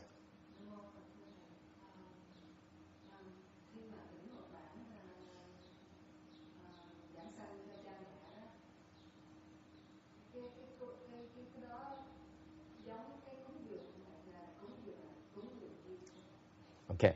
The question is, let's say you request a rebirth plaque for your parents. Okay. Is that an offering? Okay. I cannot speak for the other temples. Mỗi chùa nó mỗi khác. Okay. And at our temple, it is all offerings. Okay. Mỗi chùa nó mỗi khác. Để cái chùa mình mấy cái bài vị vãng sanh, tất cả những cái bài vị, pháp bài vị đó đều là cúng dường cho Tam Bảo cả. Okay. So what the Dharma there, the way we execute that Dharma, and I cannot even speak for DRBA because I haven't heard I'm not quite sure how they do it. Frankly, I don't know. But the way we do it here, our temple, is that when you request a Dharma, a plaque, then that Dharma really means that you are making an offering to a triple jewel, and we, on behalf of the triple jewel, accept it. Okay, and then because these different dharmas have particular, specific execution of the dharmas, therefore, so in making the offering to that particular dharma, you are making an offering to the triple jewel, and at the same time request the triple jewel to execute the dharma on the behalf of the beneficiary. It's not a purchase, by the way, not in American sense. It is an offering, okay, with a specific request for help. Is it clear? Thành ra cái câu hỏi rất là tốt. Câu hỏi là thỉnh một cái bài vị vãng sanh cho cha mẹ mình là phải cúng dường là không cúng dường. Tôi nói mỗi cái chùa nó mỗi khác. Chùa chúng tôi á thì những cái pháp bài vị đó là cúng dường, nó có ý nghĩa như vậy, là mình cúng dường cho Tam Bảo. Chúng tôi chỉ đứng ra đại diện cho Tam Bảo để mà nhận cái cúng dường đó thôi. Tại vì cái pháp, mỗi cái pháp nó có cái pháp đặc biệt của nó. Thành ra khi mà thỉnh một cái bài vị như vậy là vừa cúng dường, xong rồi với cái cúng dường đó thì yêu cầu Tam Bảo thực hiện cái pháp đó. Okay. All right. Anything else?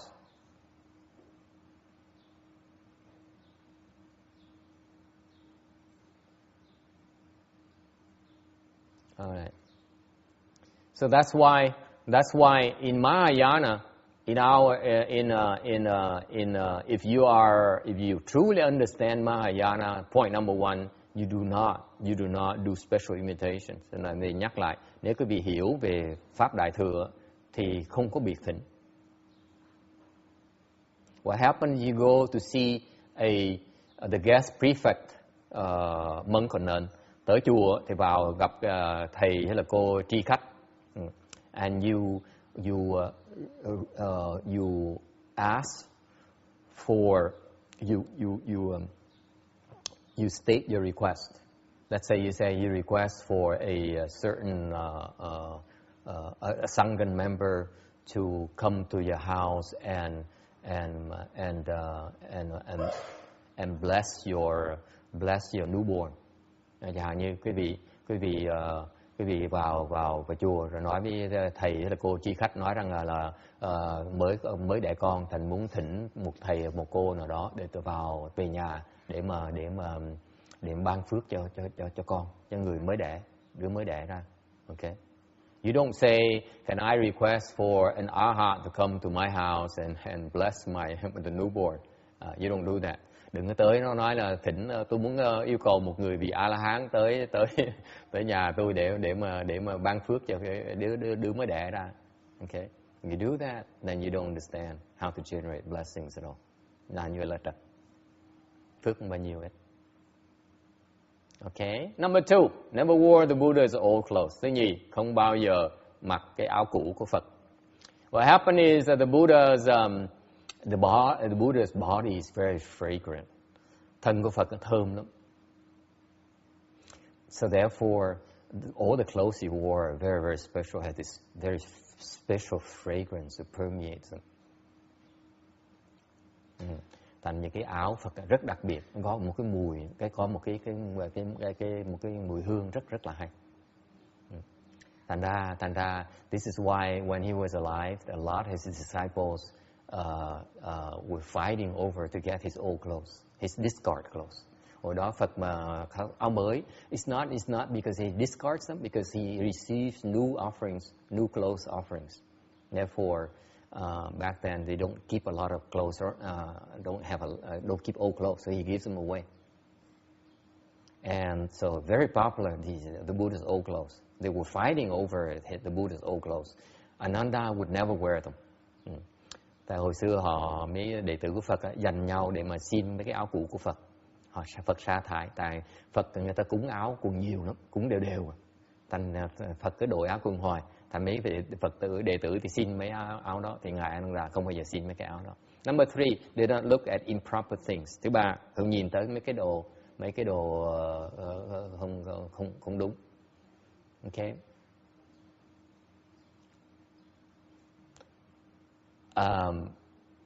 Why not? Tại sao như vậy?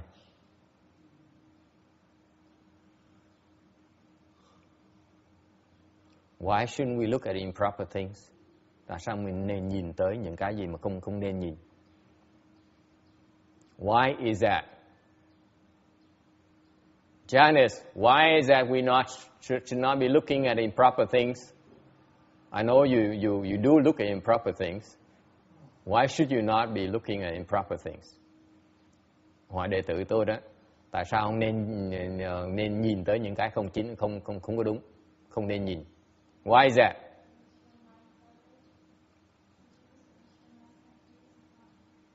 Louder. Excellent. Let me rephrase it for you.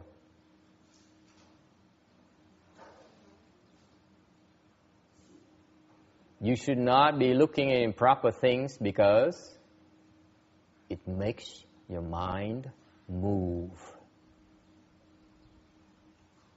Tại sao mình không nên nhìn những cái mình không nên nhìn? Tại khi mình nhìn nó làm cái tâm mình nó động.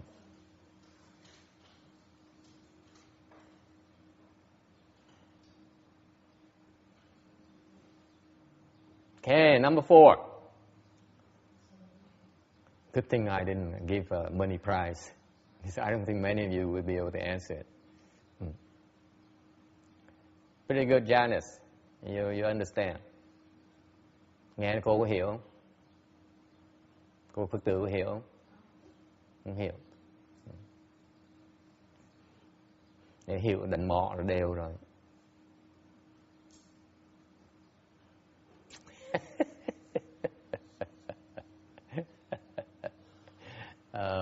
Anyway, never mind. It's a private lesson, so not to be translated. Number 4, did not give rise to defiled thoughts.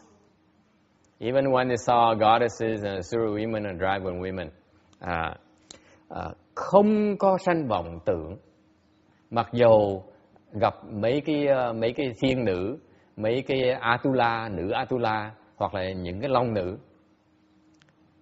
Okay. The reason I spell out the goddesses and Asura women and dragon women because why is that so, Jimmy? No, they're awfully pretty.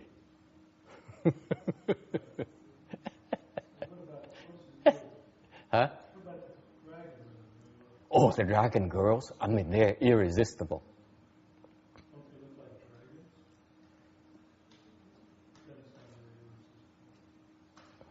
Where have you been all this time? Huh? You know anything about Mahayana, do you? Ông Hoài sao mà long nữ mới nó đẹp được? Tôi hỏi buổi trước giờ ông học mà Đại Thừa đâu vậy? Anyone can help me? Có ai giúp tôi được không? Please help me. Answer to this gentleman here. Why are dragon girls pretty? Why are dragon women pretty? Tại sao mà long nữ đẹp? Jimmy, why are they pretty, Jimmy? You never seen one? Maybe you've seen one, but you don't recognize them. Doesn't mean you haven't seen one. I don't want to. You don't want to? No. You want to know? I want to know. I sure want to know how they look like. Wouldn't you like to know how they look like, huh, Jasmine? Of course you do, right? Of course. Why are dragon women so pretty? Tại sao là long nữ đẹp vậy sư cô?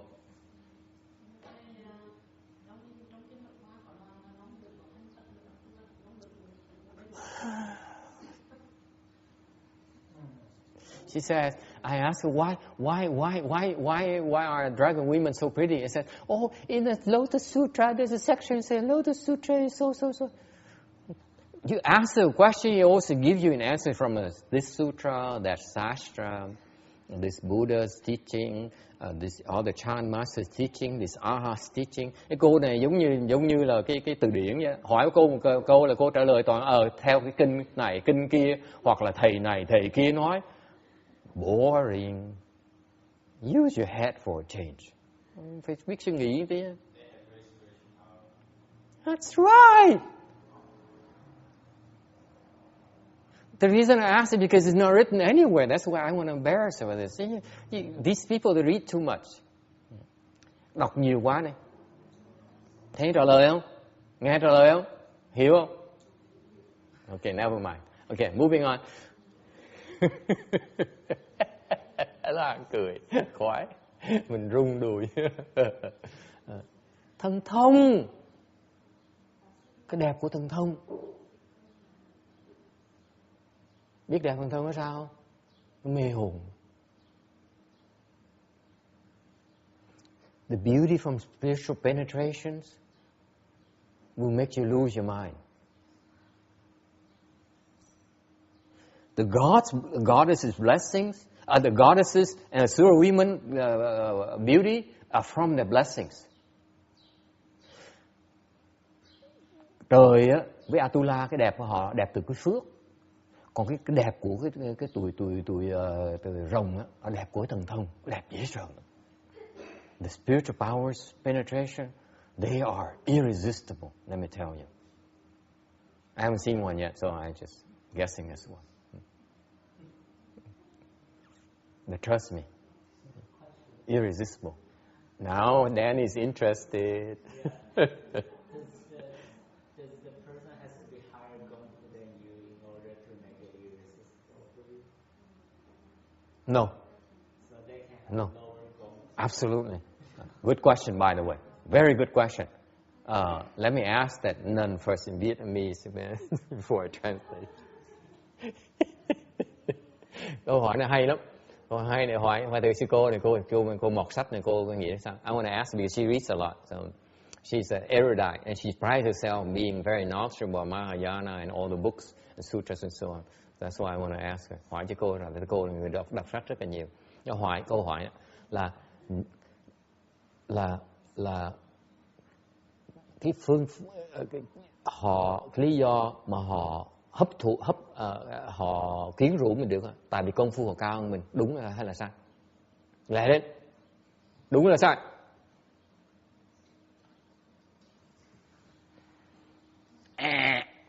Fail again, rớt nữa. I ask her, Danny's question, the reason that all these women are, you cannot resist these women is because the kung fu level is higher than yours. Is that right or wrong? Help her out. Is it right or wrong? It's wrong. I just said it. She has to think about it.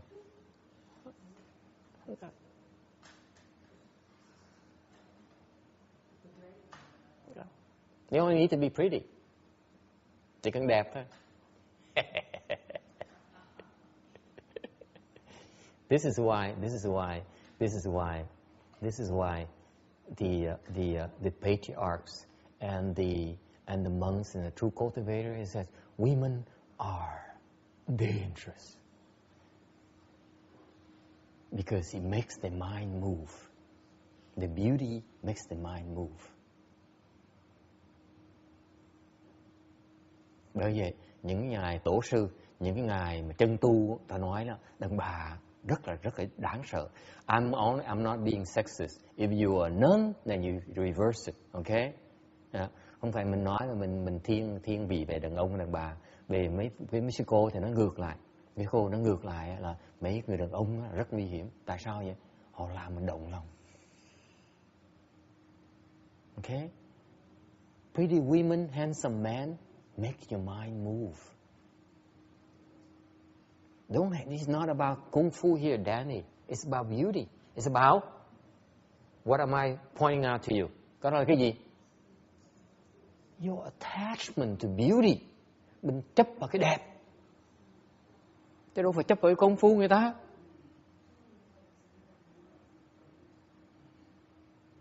Không có sách nào nói này hết cô ơi. This is not written in any books, any sutras. I'm speaking from experience. Tôi nói về kinh nghiệm cá nhân tôi thôi. Yes.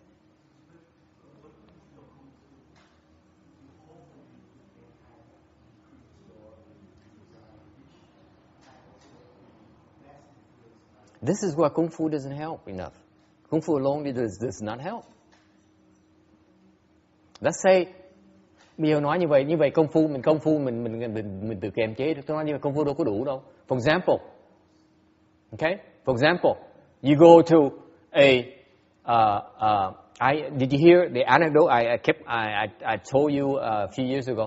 I said there is a rishi. Mấy năm trước tôi kể một cái chuyện. You remember this, Roberta? Yeah, if I tell you, then you remember, right? Okay. And let me tell you, then you remember. There is an immortal. Hồi trước có một cái ông tiên, đạo tiên, tu tiên ông đó, tu rất là gắt gao. Very, very great cultivator. He cultivated in the mountains. Tu một mình trong rừng đó. Tu rất là giỏi. He cultivated for like 20-30 years. Tu 20-30 năm rồi. Tremendous spiritual powers. Thần thông không thể tưởng được.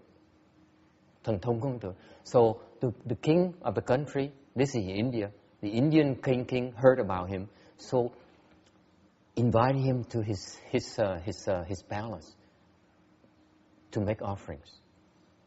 Thằng vua này biết tiếng ngài này thần thông giỏi dễ sợ, thành thỉnh ngài tới về hoàng cung để mà cúng cho ngài. So you know what? He rode the clouds. He hopped on the clouds, flew in the clouds, went to the king's palace. And say, here I am, king.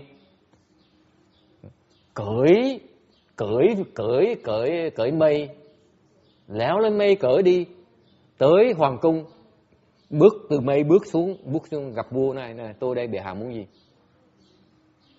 King, go down. I want to make an offering to you. Vua lập tức lạy xuống, con muốn cúng cho ngài. Right? Wouldn't you? I would.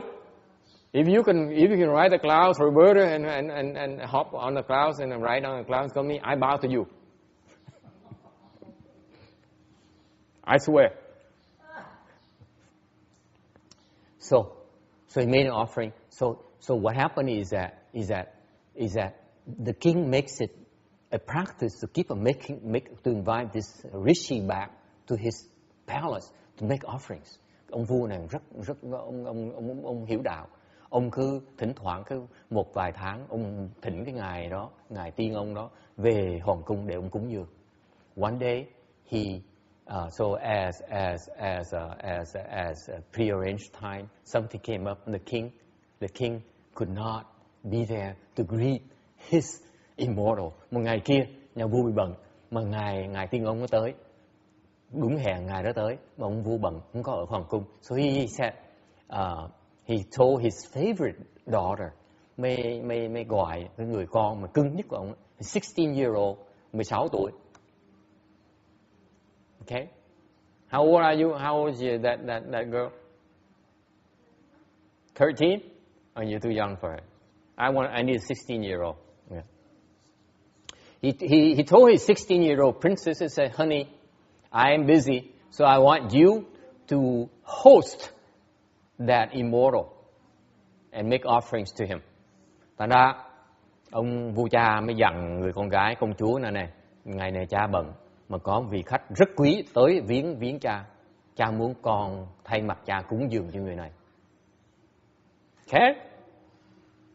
So, being a very dutiful and obedient princess, the princess waited and saw the immortal step down from the clouds. Thành ngồi cô công chúa đứng đợi thì thấy ông tiên ông đó bước từ cái mây đó bước xuống.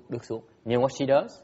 As a good according protocol, she bow down and bow to him. Bên Ấn Độ thời đó, theo truyền thống, gặp người tu là phải lạy xuống.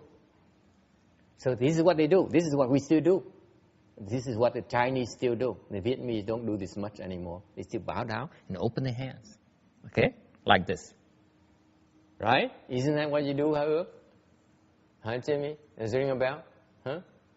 This is where the Indian tradition is. We open the hands. What for? Tại sao mình mở tay làm cái gì? Để mình nhận cái chân người ta. To receive the foot of the person you bow to. For example, if you do that to the Buddhas, if you have some kung fu and you're really sincere, you can feel that the Buddha steps on your hands, by the way. Anyone have experienced that? Not sincere enough. If you're real sincere, you can feel that they accept your offering by stepping on your hands. You know that? But never mind, you never experience the rest of this lifetime. Anyway, so she opened her hands and bowed down and opened her hands. And according to tradition, that rishi, you know, they're barefooted, but they still walk on the prince's hands, barefooted. Thành ra cái người Ấn Độ, ta đâu có giày dép đâu, ta vẫn để hai chân không vào, để hai chân trên hai bàn tay, gọi là nhận một cái cử chỉ là mình nhận cái sự cúng dường người ta. It is an acknowledgement and you're saying I accept your offering. All right? So far so good? Okay?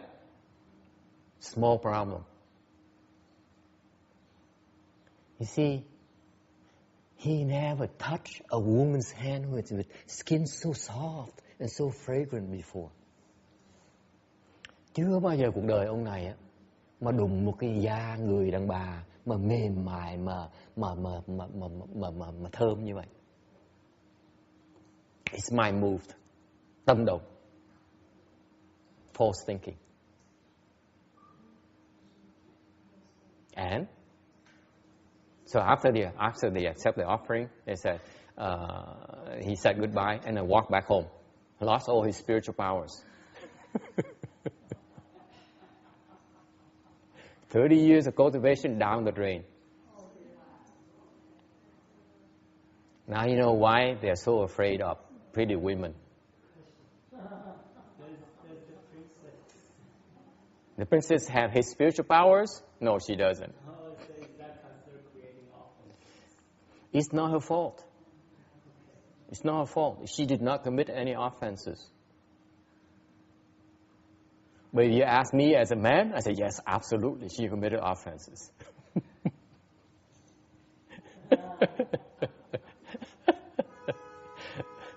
Right? Fair is fair. Right? You know better. We're weak. You know better than that. You're not supposed to let us touch us. Why? So what is my point? Tại vì bất một cái xong ông tiên ông đó cúng xong rồi nhận cúng dường xong ông đi bộ về. Tại sao Tần Tông mất hết 30 năm tu nó mất tiêu hết. Khổ chứ vậy.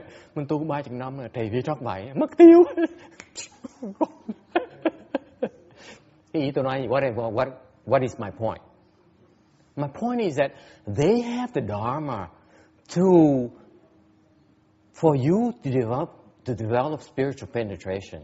Họ có pháp để họ tạo ra thần thông. But they have no way for you to unfold your wisdom. Nhưng điều họ không có pháp nào để quý vị mở cái huệ ra hết. Okay? And therefore they have no way of resisting it.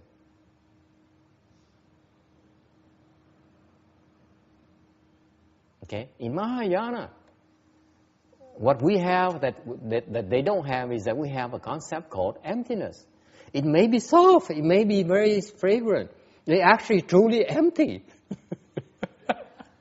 Yeah. I don't believe it. I rest my case.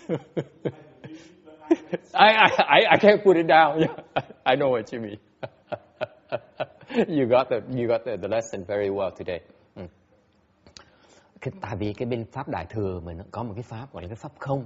Mặc dù cái tay đó nó đẹp và nó thơm, nó mềm mại, nhưng điều thiệt ra cái bản tánh của nó là nó không. Cái mềm mại là cái giả. So the softness, the fragrance, the nice feeling from touching it, basically is a false thing. They don't have such dharma outside of Buddhism. That's why they have no way of transcending it. Bởi vậy cái pháp bên ngoài nó không có cái pháp mà thấy được. Cái đó là cái không. Thành nó không cách nào họ thoát được cái đó hết. As long as you see it's real, there's no way for you to transcend it. Nếu mà thấy nó là thật, không cách nào mà thoát được hết. So right now, to answer, it's a long answer to your question, Ước. It's a long, nó nói trả lời dài dòng cho Ước. Even though you have Kung Fu, if you do not have that Dharma understanding, you cannot overcome it. Okay? Tôi nói cách khác, là mặc dù mình có Kung Fu nữa, nhưng điều mình không có cái pháp không đó, mình cách nào không quá nó được hết. Even if you have Kung Fu and you have the Dharma, can you transcend it? Nói cách khác, nói ngược lại, nếu mình có pháp, mình có cái pháp mà có Kung Fu nữa, có qua được không? Not necessarily. It takes time. Chưa chắc xong. Why? This is why the Mahayana Dharma is way far superior to Hinayana Dharma. The Hinayana Dharma says, I know it's empty, therefore I'm not going to touch it. I'm going to be 10,000 miles away from it. I'm not going to look at it. Mahayana says, I look at it, I touch it. Why? Because it allows me a chance to work my Kung Fu until I overcome it. Which one is faster? Mahayana. Much faster. Mahayana allows you to fail. Hinayana says you're not supposed to fail because you fail. That's it. We renounce you. Mahayana says, I know you fail, but keep trying. This is what Mahayana Dharma is so much more powerful in Hinayana. Okay, I forgot what it is, so I'm not going to translate in Vietnamese either. I'm running out of time anyway. Hết thì giờ anyway. Final question. Ai thắc mắc gì cuối cùng không? How did we get here?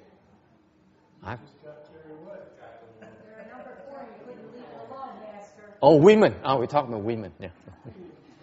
Or men, if you will. Yes. Is sitting meditation an ascetic practice? Not quite. No. It's not. Doesn't count as ascetic practice. Ascetic practice has 12 practices. You're right. It's not one of those. Yeah, it's not any of those. Hỏi là cái ngồi thiền có phải là có phải là hành đầu đà? Xin lỗi, tôi nói không phải. Cái hành đầu đà nó có 12 hành. Thiền không phải là một cái hành đó. Okay. Why is it not an ascetic practice? Tại sao thiền không phải là một cái hành đầu đà?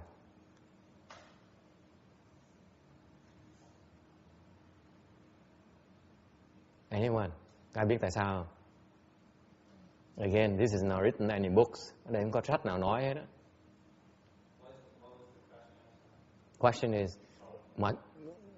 Question is sitting, is doing meditation an ascetic practice? I said no, it isn't, because it's not any of the 12 practices. My question back, since you brought it up, is why isn't it an ascetic practice?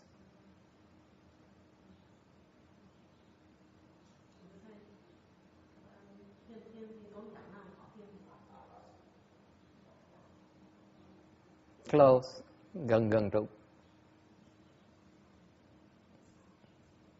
Okay. It says almost all religions have meditation practices. It's close, but it's not. It's not what I'm looking for.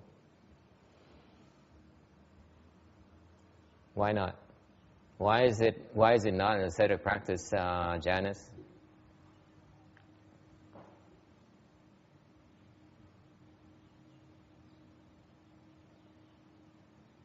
Very good.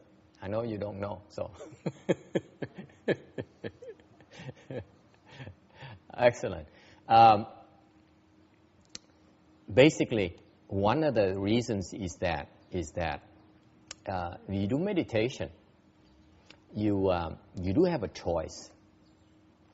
Okay. The nature of ascetic practice is that you are taking a loss. Meditation, you're not really not taking a loss. The spirit meditation is not to take a loss. Ascetic practice, you're taking a loss. You choose to take a loss. In all 12 practices, each one of them is a loss to you. You're giving up something. For you, text meditation, you're gaining something, isn't it? Yeah. See? Tại sao nó không phải là cái hành đầu đà? Những cái hành đầu đà đó, 12 cái đó, mỗi cái hành đó làm mình phải thiệt thòi. Cái thiền á, nó không làm mình thiệt thòi. Không thể gọi là hành đầu đà được.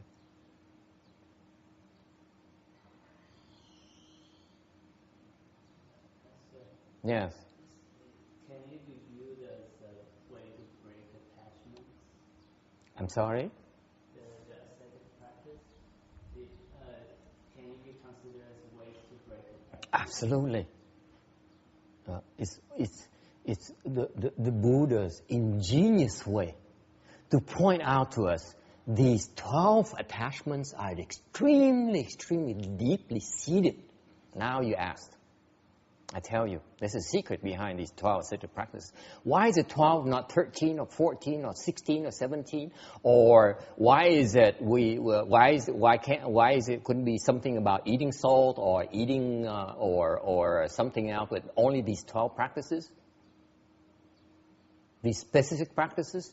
Because the Buddha is so wise. He points out to you through these 12 practices, your very, very subtle level attachment.